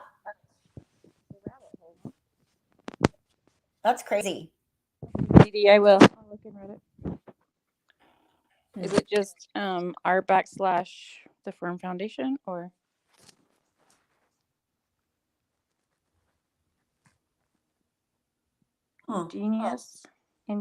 Ingenious research and Mormonism, huh? Dee says look in Reddit. Yeah, I'll look in Reddit. But is it r/ the Firm Foundation that I would look under, or? Okay. Yeah, what's the name of the r/ acronym FIRM? That's what's on Reddit. Be real. I don't know. That's what Be Real's saying. Oh, she's saying who knows? Who knows? Yeah. All right. Well, same. I thought you found something relatable. We need to know more. I know. But there's almost too much to know. There is. Yeah, there is. That's it. Facebook page. Oh, Dee said no, Firm Foundation. That's all. Just okay. Firm Foundation. Okay. Thank you, Dee. Look, Firm Foundation is a Book of Mormon evidence conference. Nothing to do with Chad. I know, but they went there for that, though. Right. Chad, they went to go to that conference. Yeah. Chad thinks he's involved in everything because he thinks he's ahead of 144,000, like. He made me so sick today. Oh. I wanted to just drive up to Idaho and slap him with his smirks and smiles and oh my gosh. Yeah. Sorry. No. I went off, but. No, I agree. I wanted to throat punch him. Like, for real. Yes, Kika, the satanic parts I get the willies. But, yeah. But yeah, I wanted to go and slap him. Why was he laughing? And yeah, he doesn't get to smile. I'm sorry. You don't. Yeah. You don't get to be happy. No. I mean, turn around and look at those two people sitting behind you. That's not happy. No. You know, just yeah, that's how I feel. I know everybody else does too. Ugh. The fact that Chad could smile and laugh. Yeah, Lori, I gotcha. I hear you. Yep. Ugh. Yep. What is this? Dell says, be real. Funniest thing today, y'all didn't get. Melanie called Lori a Corey whore. A Nori whore? Oh, that's what she called. Okay. I was like, when I was listening to that call, I was like, what is that? Oh, you're calling me a whore? I didn't know what that meant. I was just like, must be a bad thing. Yep, I'm not touching that one. Oh, man. Oh gosh. Okay, that's hilarious. I was laughing at Melanie though, how she just at the very end of that call, and I think there's more because they cut it off, I think, but in my opinion. But anyways, when Melanie was going off on Lori at kind of the very end, she was letting her have, like, she was giving her a good one. I was like, yes, go Melanie. Yeah, she was. She was letting her have it. Yeah, she didn't defend herself. She just was like, nope, that's not what I am. That's what you're doing. Oh my gosh, you were with David before his divorce was final. And you're with Chad before his wife was dead, remember? And they weren't even. And she's like, no, I wasn't. She's like, yes, you were kissing him and holding hands. Oh my gosh. I mean, can you imagine calling somebody out for being with somebody that divorce isn't final versus you're walking around making out with somebody whose wife's at work? Yeah. Like, waiting for her to die. It's hard to get a spirit out of her body. Gosh. Walking around the track of BYU right after he buried a raccoon in the pet cemetery. They keep saying there was a raccoon. There was no raccoon in that pet cemetery. That's Kathleen, that's funny. I said. know. Honey. That was really funny. Oh my gosh. They're crazy. And yeah. Melanie's bald face lied to the police, though. Read that. Read that to me, Kathleen. I can't. Kathryn, I can't read that. Melanie's bald face lie to the police, though, will be interesting cross tomorrow. Yeah, she did lie. She actually definitely did lie. Yep, I told them because I was confused. I didn't know. I didn't know who was good, who was bad, blah, blah, blah. She lied. She did lie. She did. And I don't think she went to the police soon enough, but that's my opinion. No, I don't think she did either. I mean, I'm glad she did. I'm glad we have her. She's going to put him away. You know, she's going to be star witness on this case and Brandon's case. Yeah. So I'm glad that they have her, but I think she's working on a plea deal of some sorts. That's why I said, because like once we know she lied, I feel like there had to be some kind of deal involved. The fact that she lied, and I think definitely it would have been worse for her if she didn't have that recording, for sure. Because that recording's big. That recording saved her butt, for real. Oh, definitely. Do you really think that she did that herself, or do you think the FBI helped her set it up? Well, they asked her in court if she did it herself, but was Ian already wearing a wire around that time? December. Because that was like what, December 8th, December 9th. When was December Ian wearing the wire? I don't remember. Somebody in the chat. Because if it was around the same time that Ian was wearing his wire, I would say the FBI helped her set it up. Oh, yeah, absolutely, 100%. I don't remember when he was. Dee, do you know? Julie Rowe has been quiet. I wonder where angels are saying to her. Oh, well, didn't she all of a sudden, isn't she speaking against false prophets now? Yep, she is. You know, because Julie Rowe, another one, whatever works for her at the moment is what she's going to talk about. She's going to pull out of the hat. Oh, yeah. Oh, no, I said whatever. I said that yesterday. But now, today, my angel said this because my angel said, okay, Julie. Yeah, because this works better for me today. Right? Whatever suits her for her agenda at the moment is the story she goes with. And it doesn't matter if she contradicts herself from yesterday, because yesterday was a different angel, apparently, or something. I don't know. Right. Dee, I asked you if you knew around the time that Ian got hooked up to wires for the FBI. Do you know around those dates at all? Viking, do you know?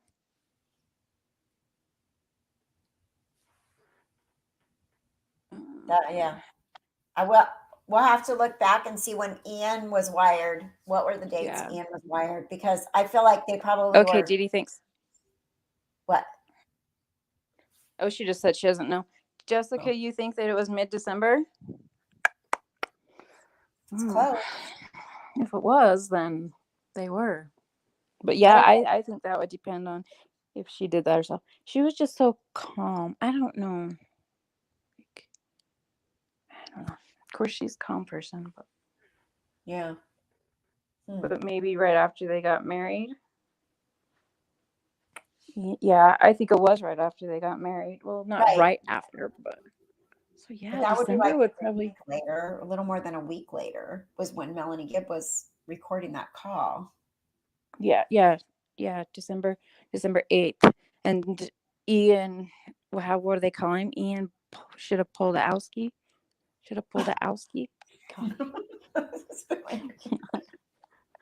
He and Melanie got married. What, November 29th. Should have put Elski.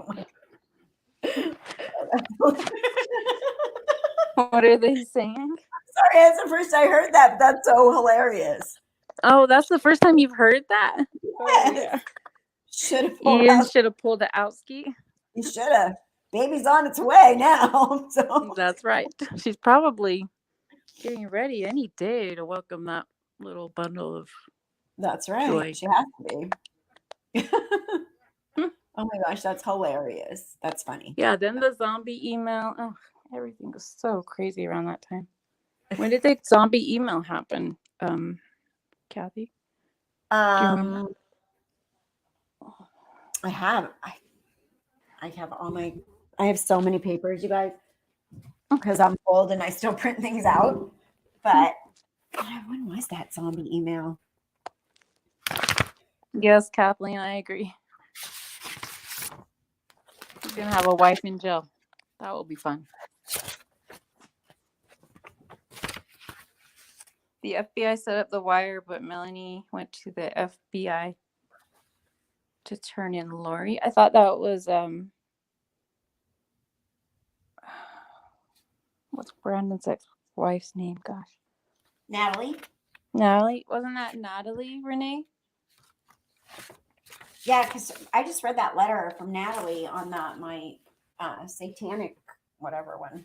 Yeah, because Natalie went to Ian and she's like, "Hey, if you don't do something, I'm gonna go to the FBI cops, whatever. I don't know, with or without you." And so he's like, "Fine, I'll go with you." And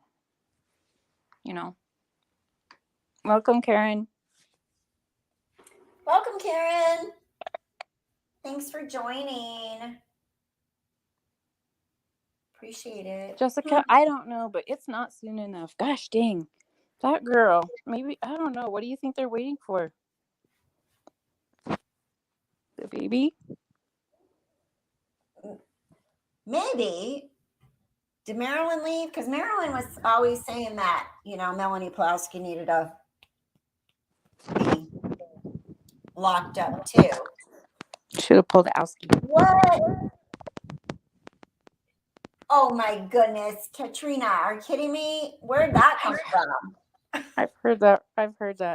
You a have? couple of times actually. It's I mean, there's no truth to it that I know of, but I mean, it's possible. Thank you, Dee. I did. I am always going to take credit for that because I know for a fact that I was the first one. So that's why I asked her. People are like, "Oh my God, it was on Reddit first." No, it wasn't. I'm sorry. I am going to take credit for it 100%. If I get credit for nothing, I get credit for that. That's all I'm going to say for having that one. And the dance video. Yes. Okay. 2 things for sure. And then it got stolen. I don't know if you heard me, but welcome, Nola. Thank you. Okay, so we got 2 members, Karen and Nola. Thank you, guys. Oh, let's come back up. There we go. Nola, thank you so much for joining. You're going to have fun on Happy Hour. We have fun. Moonlight View. I agree. She should get a Left Undone calendar that all of us can mark up on, or a whiteboard. Oh. She's suggesting you get Left Undone calendars for your merch. Oh, that's a good idea. So we can mark all these dates down. Right? And then we can all have it coordinated. Like, oh no, remember my calendar says this. Yeah. Look at Kyle. That's funny. I haven't even read Reddit since I was a child. Didn't know it was still a thing. I didn't know it was old. I thought it was new. I didn't know it was as big as it is. I wander over there once in a while to check on one person, but yeah, I didn't realize that it was so big. I mean, I watch my baseball games on it. My MLB, my Yankees games. I watch through Reddit, but I didn't realize that there's all those chats and what, Kathy? You do? You watch your games there? I didn't even know you could do that. Like you chat with people. Well, like I stream them through my Fire Stick, my Amazon Fire Stick. Oh, okay. That way, I mean, I watch the Yankees and their channel is like $240 year where I live. Yeah, that's a lot. So I stream it through Reddit and it's free. Oh, okay. I didn't know you could do that. Oh. Yeah, Reddit is a lot bigger than I thought it was. Wow. Uh-oh. Somebody's telling you Yankees, how dare you? Sorry, Kathleen. Astro fan. Emma's here. There's one thumbs down. That's it. Only one. I usually get like 5 or 6 consistently. I don't know. Where's the other thumbs downs? Because that's weird. I majored in theology, so I have been AGOG about the case. I need to brush up on my LDS theo. Yeah, same, Karen. I'm not a theologist or whatever, but I am LDS. But I don't have a lot of the knowledge either. There's a lot to know in any religion you're raised in. There's stuff. People ask me stuff all the time, and I'm like, ask my grandmother. Ask my grandmother. She's dead, but she would know the answer. But there's stuff, there's so much, unless you're like super invested, like constantly learning, it's hard to know all the thoughts. Suzanne, don't leave because I'm a Yankees fan. Come on, man. Come on. I'm not a Dodgers fan, but when I worked for United, I did the charter. I did the Padres charter. I did a Dodgers charter in 2015. That's cool. It was kind of fun. Yeah, that would be fun. Yeah, the Padres were party animals. They were. Oh, were they? Gambling, money was flying around the plane. Yeah. Jeez. I can't get fired now for talking about it. We're not supposed to talk about it, but. Oh, you're not supposed to talk about it? There's like strict rules. That was what we were told at the time, but it's wow. How many years later and I don't work there? What am I going to do? I didn't sign anything. What is the reasoning for that? I'm just curious. They were drinking and they were partying and they were throwing money around and want you to talk about the team. Like you could talk about other flights, right? Yeah. And then when the Dodgers were on, they all had their families with them and their kids, and they weren't allowed to drink or anything. Like the rules, the club rules were really different as far as that went. So it was really interesting. Wow. I was like, wow, the Padres were way more fun. They had music blasting. They had boom boxes. They were like, woo-hoo. They were dancing. They had strippers. They had. Just kidding. They probably would have if it was a longer flight. Oh, that's funny. It was hilarious, but yeah. That is funny. They had. What is Jackie saying? So I'm hoping Tammy did receive that email from. Oh yeah. Do you mean from Charles? I hope there will be a witness to be Tammy's. Oh, where'd it go? It's on that big screen. Voice. Got it. A friend that was close enough that hopefully Tammy confided in her. I thought that didn't Tammy talk to her? Correct me if I'm wrong. Her sister. I thought. Yeah, something. Because her sister's the one that they brought up in court today, right? The sister, Tammy's sister. Oh, she was in court today? No, but that recording, Chad said, "Oh, because you've been talking to my sister-in-law," but he's referring to Tammy's sister, right? Who right off the bat was suspicious. Yep. Yeah, and that's when Melanie said, "I don't know anything about your family. I don't know anything about your sister. I don't know anything." Is that what you're talking about? Is that time? Yep. Yeah. No, not the dead sister. We're talking about Tammy. Yeah. Tammy's dead. Her sister's alive. Her sister's the one that led them to the pet cemetery. Right. And I don't remember her last name or her name. I know her last name's like William or something. Yeah. And her and her husband are on the witness list for Lori. Are they? Of course. Mm-hmm. Of course they would be because they led him to the pet cemetery. They may even be for Chad.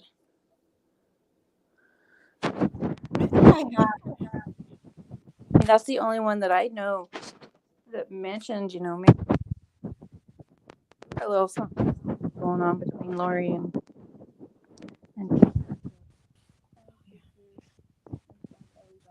William was Oh, the Didi. name. Can't remember Huh? first name. I can't remember first name. William was the last name though. Yeah, it's spelled like Gwill, something like that. Yeah, right there. Dills has it, the last name. William. What was the sister's first name? Because I've seen her Facebook. I've looked it up before, but now I can't find it. Maybe It was knowing that she's on the regular witness list. name. Oh Huh? yeah. It was Maybe a she got super rid of it. regular name, but Is Lori's hearing going to be much of the same as Chad's? It's going to be exactly the same, Jessica, unless somebody gets charged with something. yeah.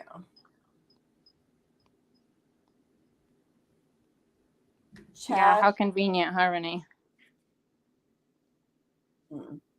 Yeah. Oh, and him and Julie Rowe were talking about Tammy's gonna die. Tammy's gonna die.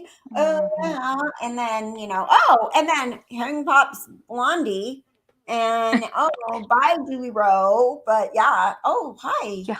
Lori. Bye, Julie Rowe. Bye, Melanie G. Right. I found me a Barbie. Right. Yeah. Yes, it is Samantha, Lori. I think. Samantha, that's her name. Is that her name? I think so. Let's see, Samantha. Yeah. Her husband is, I shouldn't say that, but her husband is a cop in American Fork. Samantha Douglas William. There you go. Yep. Here she is. Yep. She will moonlight. I agree. Zavani, Lori's hearing is August 9th and 10th? Or is it 10th and 11th? I think it's the 10th and 11th or 10th something, and 11th? but I might be wrong. Yeah, here. That was her Facebook because it has this. Oh, yeah. Yes, Moonlight View, it is in August. What else? Terrible. Oh, yeah, here's their pictures together. Let me switch off. Oh. That's Tammy and Samantha. Wow, they don't even look the same. I mean, I guess they're face shape. But... yeah. Sad. That's them. Terrible. Yes, but yeah, she's the one that led them to the pet cemetery. And apparently Chad said, oh, my sister-in-law is making you think this about us. And we're just wonderful people. And we knew Tammy was going to die. And her heart was failing her for weeks. Yeah, and she how the hell do you think Tammy felt? I mean, because she had to know, right? My husband had a vision about me and I'm going to die. And then he's sending her on all these trips in her car. I mean, did he do something to her car? I mean, I don't know. I would have. Well, Lori, it's hard to get a spirit out of a body. Yeah. Sorry it's taking so long, but the Malachite's really slow. I seen a comment by, I think, Zan. Let me find it. It was interesting. Oh, he says, my dad is Baptist and my mom is Methodist. I know all about twisting scripture. So what are you, Zan? Half Methodist, half. I know. Oh, sorry, Didi. I didn't notice that you had already answered, Zavani. My apologies. Yeah, I don't know. It's interesting. Well, tomorrow should be really interesting as well. And I'll do another live tomorrow because we might as well. I don't know. Yeah. I'm just not going to bank on Addie anymore, but. Yeah, I told you how I feel about that. Yeah. She backs out at the last minute. So every time. And Saturday, we spent a lot of time trying to get her in here. And then. Addie, I don't know where you are, but you text me all day long asking me about today. And then when we get to the point of doing it, she's not here. Yeah. Yeah. Yep. So. Anyway. Dills, who are you talking about? What is she talking about? I missed something, I guess. it's hard when you're watching the chat and talking at the same time. You miss a lot. And I miss a lot. his poor child. So how sick their mother was. They must be talking about a different case.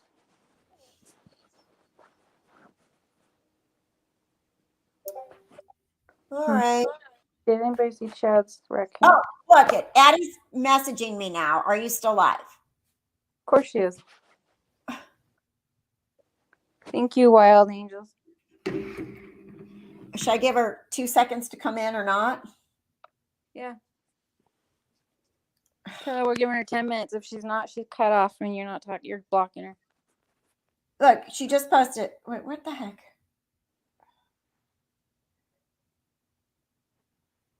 You're Christian but Presbyterian, Sugar? But Williams? Interesting. Did Zan ever answer me?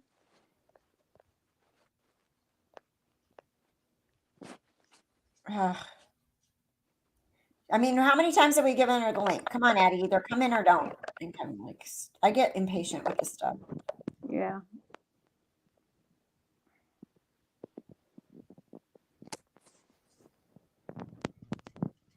I mean, she knows the lemma personally, so I think it would be interesting. But oh, Savani, now I'm ready to focus. Come on, Addie. I can't, you guys, though. I can't do this like 10 times back and forth again. She either needs to come in. She's been given the link already. You're welcome, Jamie. And so while we're waiting for her, this is kind of off subject, but does anybody follow the Frost Proof murder case? I am a little bit. I mean, I made a video on it. Yeah. I have a theory and I want to run it past people, but I only trust people in this chat and I don't want to feel stupid to put it out in the group that I follow. So I want to know if you follow it enough to know about it. Okay. Be Real says she does. Okay. All right. So my weird theory is, you know how the boys' trucks were up by the lake? Is it possible that and everything happened within 10 minutes? Like they left the dollar store at 9:56.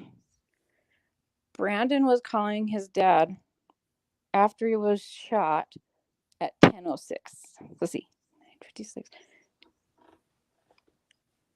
Yeah, so it happened in 20 minutes and it took the dad like 6 minutes to drive out there, 6 minutes to drive back. So there's 12. So it left like 10 minutes left for it all to go down, right?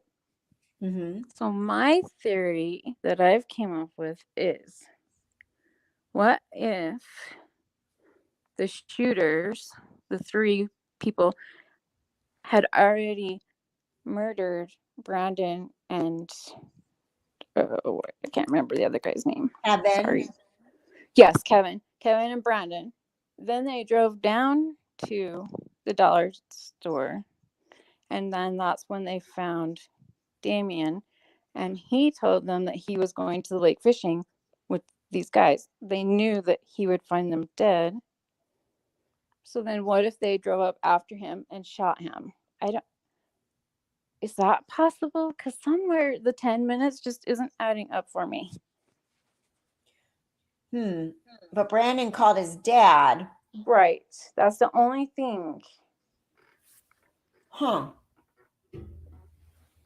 Well, because that kind of makes a little bit of sense, because the fact that they were in separate cars and stuff, and it was awful. Yeah, and it just didn't happen within 10 minutes. You can't beat up 2 people, shoot them, shoot another person, lift them in the back of their truck, find the magazine to his gun because he dropped it, and they're claiming one person did that in 10 minutes. See, I think Mary and what's his face, Robert, I think they got out of the truck. I think they're lying. You think they are? Mm-hmm. I think they got out of the truck. Yeah, and everybody's like, well, why would he roll on his brother if, I mean, why would he not roll on his brother and tell the truth? Well, why? Because yeah. He wants to get out. Exactly. And his brother's not talking, so why would he not? I mean, the first person that talks is usually the one that gets the last sentence. So I don't know. There's just got to be something to it. And yes, it is so, so sad. So sad, Shannon. Yeah, it's a horrible case. It's so funny. Like, if you go look at the comments under my video, there's a lot of people that are pro TJ that come in there and they're like, oh no, straight up self-defense. It was Kevin and Brandon on TJ, and he's gonna get out. And I was like, what are you talking? Like, oh my gosh. Yeah, just is that TJ's mom that's in there? Right? Like somebody that's all. Yeah. Yeah, she's been in the Facebook groups. I can't remember what her name is. Oh, has she? Yeah, but she'll stick up for him and everybody. Yeah, she gets. Well, you raised the criminal, so you might. Exactly. It's probably what you did in kindergarten. Oh, he didn't punch that kid in the nose. No, not my cousin. Yeah. We've all seen people like that, and their kid thinks they can do no wrong their whole life, and then turns into a criminal. So, yeah.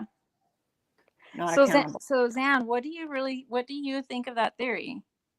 What do you think, Be Real? What do you think of my theory? Or anybody else following it? I really want to know. He also stopped to use his payphone. So Jessica, his dad went to Brandon called him from the scene. He drove out to the scene, which was 6 minutes. Stayed with Brandon, they're saying, for maybe 15 minutes because he was dying, Then he drove back into town, so there's 6 more minutes. So it just doesn't leave any time. I don't know. It's just. So then, yeah, the dad went to the payphone because he couldn't find Brandon's phone. But then it's really weird because then when the dad comes back, the phone rings and he picks it up and it's the mom.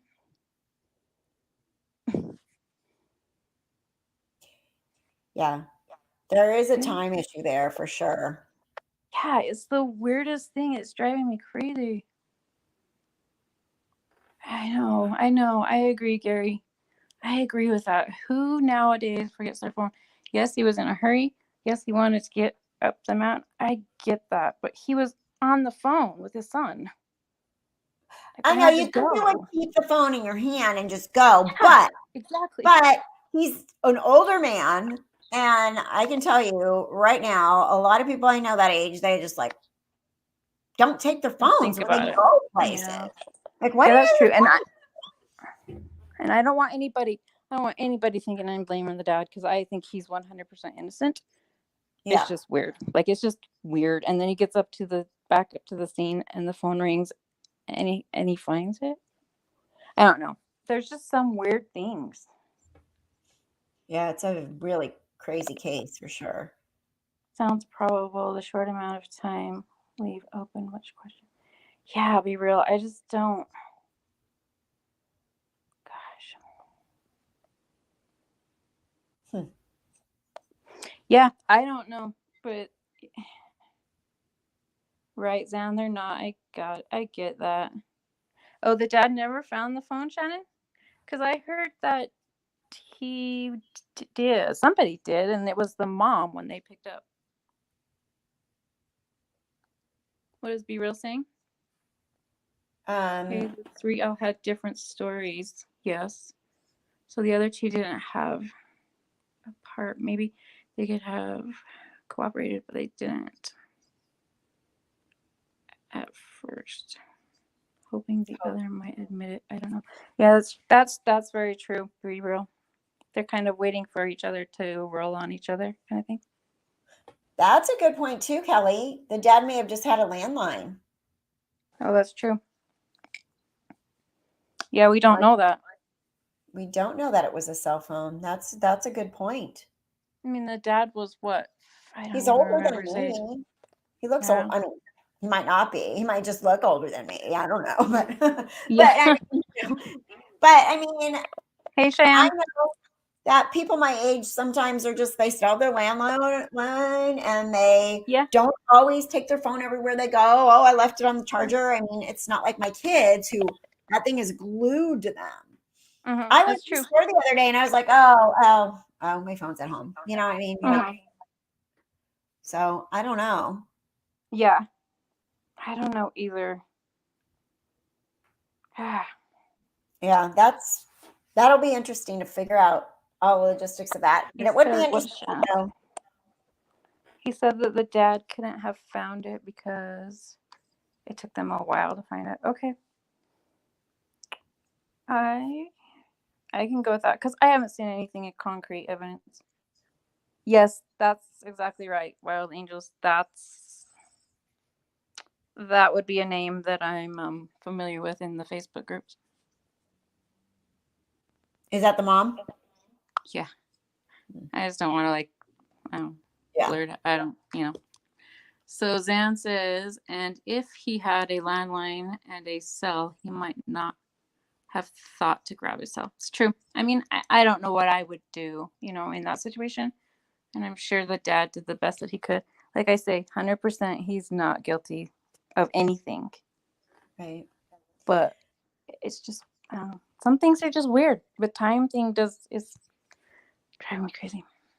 In my comments, there's the place where Damien worked at. They're paying for Damien's funeral. They said Home Depot. Yeah, they said he was dirt poor, but if he had a hamburger, he would offer somebody to have it instead of him. Like he was that kind of guy. So just super poor, but super kind. And in the wrong place at the wrong time.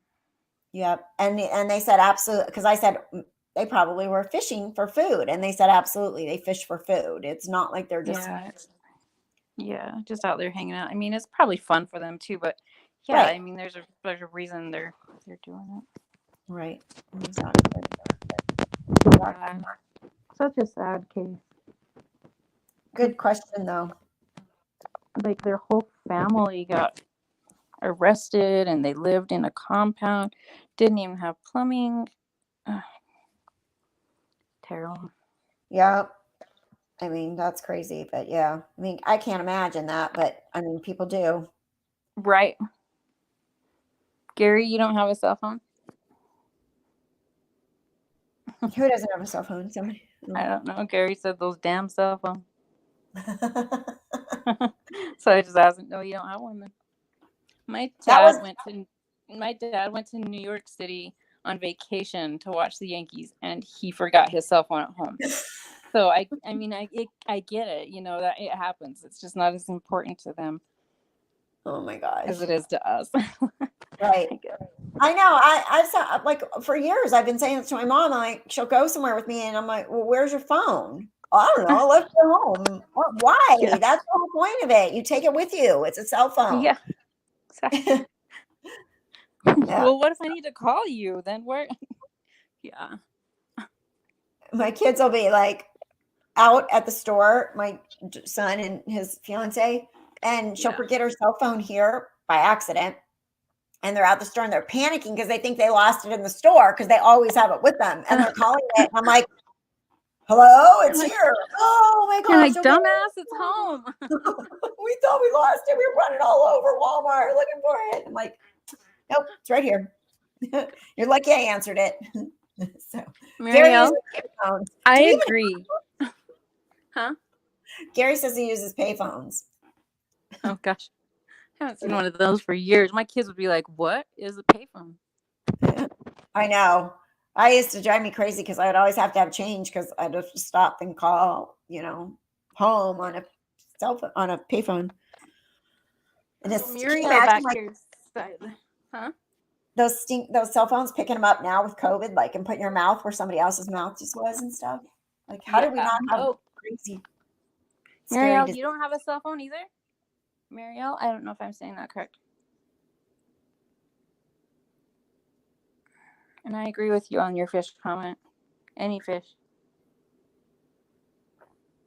Gary, well, Jessica says Gary thought we used a portal. We used a portal. That's what they're called now, not payphone. It's a portal potty. Portal potty. Payphones don't even have phone books anymore. Payphones don't even have payphones anymore. Yeah. Does anybody like in the chat? Do you have a payphone, like a real payphone that works around you anywhere? I know there's some left, but not many. I don't even think my kids would know how to use them. I don't think so either. You have to carry dimes or quarters or. Marielle, so if you don't have you have a landline, I'm assuming though, right? You just didn't get in the cell phone. I wonder if they'd know how to make a collect call. Oh, I doubt it. I'm gonna have to ask my kids, do you know how to make a collect call, by the way? They'll be like, oh, what? What? It might save their ass if they go to jail. That's right.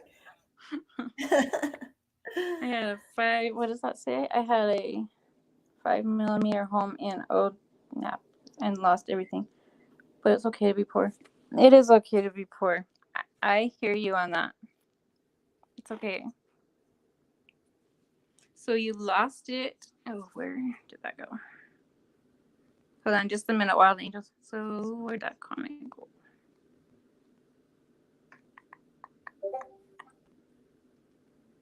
How do you pay rent, insurance, food, Social Security? Who can afford all the extras? I hear you on that one too. It's expensive. April, is Kim related to the cop whose surname is Keen? I mean, having the same surname doesn't mean it, but I'd still want to know. As hope that Ellie knows this. What is April? Is Kim related to the cop whose surname is Keen? I mean, having the same surname doesn't mean it, but I'd still want to know. As BD hope. Oops. The Ellie knows this or not. Yeah, I don't know. Would be interesting because, I mean, they arrested her husband. I mean, dude, bro had 230 felonies, and he's not in jail. I know.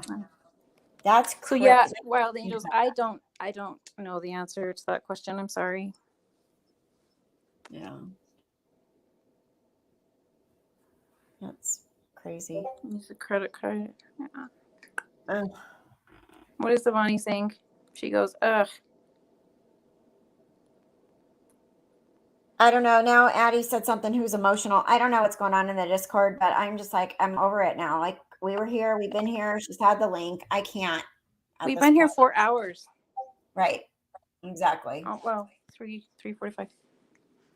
Yeah, you know how I feel about it. I mean, we've talked about this so many times and going around in circles. I guess, like, at this point, either show up or you don't. It's not that hard. Everybody else has done it. You need to vet her. I'm sorry, but in my opinion, I think you need to vet her. I think I'm sure she's a nice gal, and she may know Zulema, and that would be amazing. I mean, she has a lot of details, and I did voice talk to her the other day, and she was in the voice Discord today with us. Exactly, Didi. Details, but she won't just actually come in here. Right. And she's tried connecting, so it. Right. But then she said she hasn't figured out, and we gave her the thing. Uh-huh. Oh my gosh. And now there's a conversation going on in Discord about if she's coming or not. And she's just about, Shannon. Just about. It's just silly. And it's stupid. The people watching this are like, we don't want to, we'll go back and forth waiting for Addie to come in. Is she coming or not? Like, if not, move on. Because she's wasting time. She's wasting time that we could be talking about other things, you know? Right. Exactly. So, that's all there is. Have you guys seen the video of what really happened with George Floyd? I have, actually. Mariel. The George Floyd? Yeah. Yeah. Worst thing is having to use a payphone. I think this is conspiracy. I don't know, but my housekeeper was telling me that the guy that when they were arresting George Floyd, he had hair, but then the guy on the ground didn't have hair. Did you hear that? I'm like, what? I didn't hear that. Miriam, did you hear that? I was like, well, wait, I don't understand. Like, how? So you're saying it wasn't the same guy? Like, was it an actor? Like, what? And she's like, no, yeah, he's not really dead. And I'm like, what? Not really. Okay, They're that's like, a little. no, George, the guy that they were originally talking to and arresting had hair, and the guy laying on the ground dying was bald. I don't know. Conspiracies flying around. Yeah, Dee Dee, I agree. I'm a huge, huge, huge conspiracy theorist. Huge. But some You are? things are. Yes, I am. Oh, I didn't know that about you. Yes. You didn't know that about? Oh, yes. Huge. But like stuff like that, I don't think. I mean, I don't know. I just don't understand why they would even do something like that. Like, yeah, it's really weird. I don't understand either. But hey, you know what? Anymore, nothing surprises me. But that's true. But I did watch that guy with his leg on his neck, and I watched him die. You know. Yeah. So yeah. You could totally see. Yeah, he right in front of your face. He was passing away. So now she wants the link again. Oh God. I don't even know where it is at this point. Where's the link? Shaven followed his trading patiently. I don't understand what you're saying, Muriel. Sorry.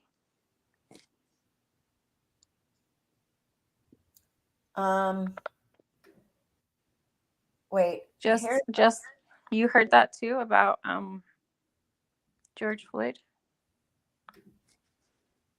Here's the link. If she's in here, she can see it. I don't have. Robbie told me to close the Discord on my computer, so it's closed. So it's right here.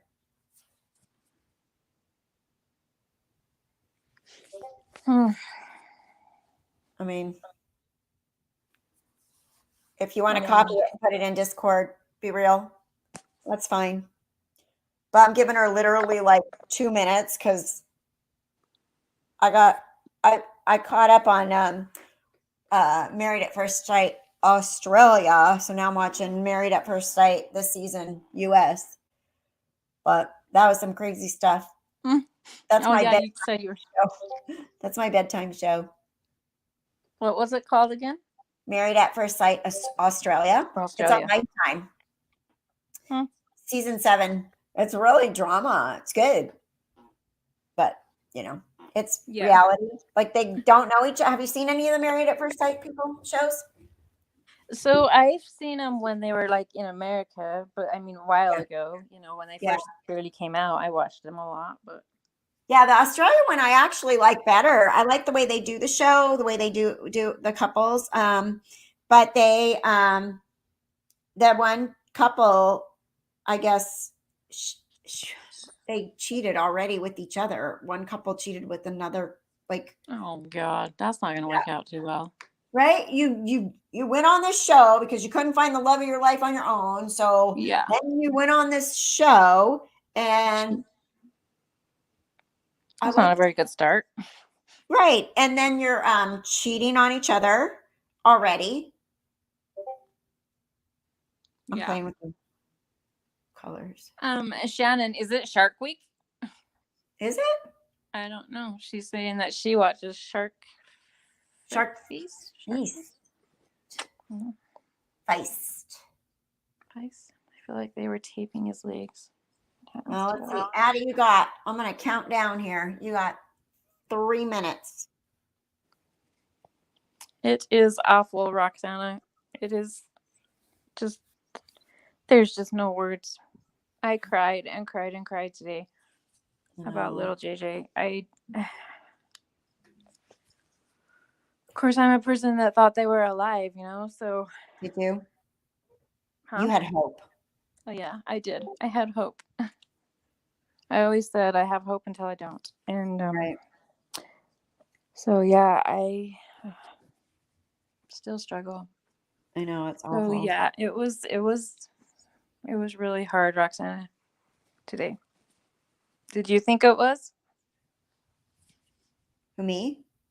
You or Roxana or anybody. Yeah, I mean, anybody? Yeah, I just want when they showed Larry, I was just like, get yeah, I can't handle it. Like, get the camera off of him. It made yep, it so much more real watching Kay and it Larry. did. It did. Yeah, Zavani, I agree. What about that shot when they had like on the TV? They had like Chad like on our right hand side, and then you could see Larry and Kay kind of in their background. You could see him like in the picture all together. I lost it. I don't know why. That was just very symbolic to me, and they were talking about JJ, and oh my gosh, I don't know. I just got a picture from somebody that sent me a Me too, picture of that. Missy. I cried hard. Let's see where to go. Oh, I don't know. I get stuff in the Left Undone and then here, so it's always hard to find where I got any info Yeah, from. be real. I think a lot of people had hope, you know, um when they found him deceased, it was hard for a lot of people because they really thought they were alive, you know, and a lot of people didn't think they were alive, and that's fine too. But it seems like they kind of had a little bit easier time, you know, processing things and getting, I don't know. To me, anyways, in my opinion, that's kind of what I've seen with people in my group. Seems that they all got along a little better if they believed already that they were deceased, you know? Yeah. Yeah. I mean, I shut down for 24 hours. I don't know. It hit me so freaking hard. So, I you just know, kept saying, I don't she was so close with Melanie Gibb that I feel like if they were alive, Melanie Gibb would have known where they were. Do you know what I mean? Like, she trusted her enough to say, lie for me. Then she would have trusted her to know where they were if they were alive. Right. That's why I kept saying, I don't think so. Because, Yeah. and, you know, Me so I mean, too, yeah, I Jamie. was hope, but I was really like, I don't think so. So, yeah. So you're one that just didn't think they were still alive, right? I didn't. I hated saying it, but I just didn't. Yeah. I just said, Yeah. I don't, where would they be? I don't think there's any, like, there's no real, the people that she seemed to trust the most were either Alex or Melanie Gibb, and Alex died. Melanie P was, God only knows what she was doing. And Right. Melanie Gibb was like, I think they're dead. Like, and oh as much yeah, as when I she came out and said, "Oh yeah, I think they're dead," on when she did that interview, I thought she's wrong. She's just wrong. No, you know, no parent can do that to their children. Like my children are my world, you know. right? And I don't know. I mean, I follow a bunch of other cases that they've hurt their children, and I'm not as, you know, not as involved in those cases as I am this one. So I guess that just never hit me. Yeah. I don't know. I don't Yeah. know because Kay and Larry, they invited me up to dinner and during these trials, and they were like, when we find the kids, you're gonna come up and you're gonna meet them, and we're gonna go out to dinner and go swimming, and you know, and so I kind of had that in my head, and then I didn't. You know, I don't know. It was just really hard. Yeah. It really is. I mean, and that's why, like, you can kind of compartmentalize it a little bit and go, okay, you know, it's a case, it's this, it's that. But then when you look at Kay and Larry, you're like, yeah, oh yeah, man, it hits home. Mm-hmm. Yeah. He couldn't even wear his mask. Right. Larry, I mean, today. imagine if you're crying and you got that stupid mask on. Have you, you know how the masks are like? Yeah, I would rip mine off too. I'd be like, screw this. Yeah. I mean, even in like the OR, you know, I've been in a fetal demise and stuff. I'm trying, I'm wearing the mask and crying because the baby's dead and all this stuff, and you're just trying to like slobber it all up and you know, mask on and in a C-section with a dead baby. You know? Yeah. Thanks, Shannon. Thank you. Well, the reel says that Addie has the link. Addie's not here. And it is 9:28. And so I think I'm going to be done. Yeah, I agree. Sorry, I get on and I get talking. Sorry. No, I love it. I'm so glad you're here, not being a mystery anymore. Well, you're still a mystery, but no, very much appreciate it because you have a lot of info and thought process and everything according to this case. And we'll do it. I'm going to do another live tomorrow night after part 2. Okay. I'll be, Hi, if there's Kristen. more Good morning. witnesses, I'm surprised if there's more witnesses that this is going to be done tomorrow. Now, does the judge will the judge make his decision right away? I mean, I think so. Yeah, I think he'll rule on it. Yeah. I think, but I don't. I mean, I'm not 100% sure. Yeah. I don't know. Well, thank you guys, everybody. Yes, thank you, everybody. I'll come on again tomorrow for a little while. I don't want to take over Kathy's show, but think of some questions and hit me up. Yeah. Pick my brain a little bit. I need it. We'll take some notes. If there's any good recordings or everything tomorrow, I'll record another recording. I wish I would have recorded the police body cam recording, but I'm sure we can get it because I'm sure it's out there. It's out there. I can send it to you. That's another one to pick apart for sure. So. Oh yeah. Yeah. All right, guys. Yeah, that was a good one. I got chills from that one. For real, it was good. Lori and her lies. Oh, my brother's trying to kill me. Oh, good.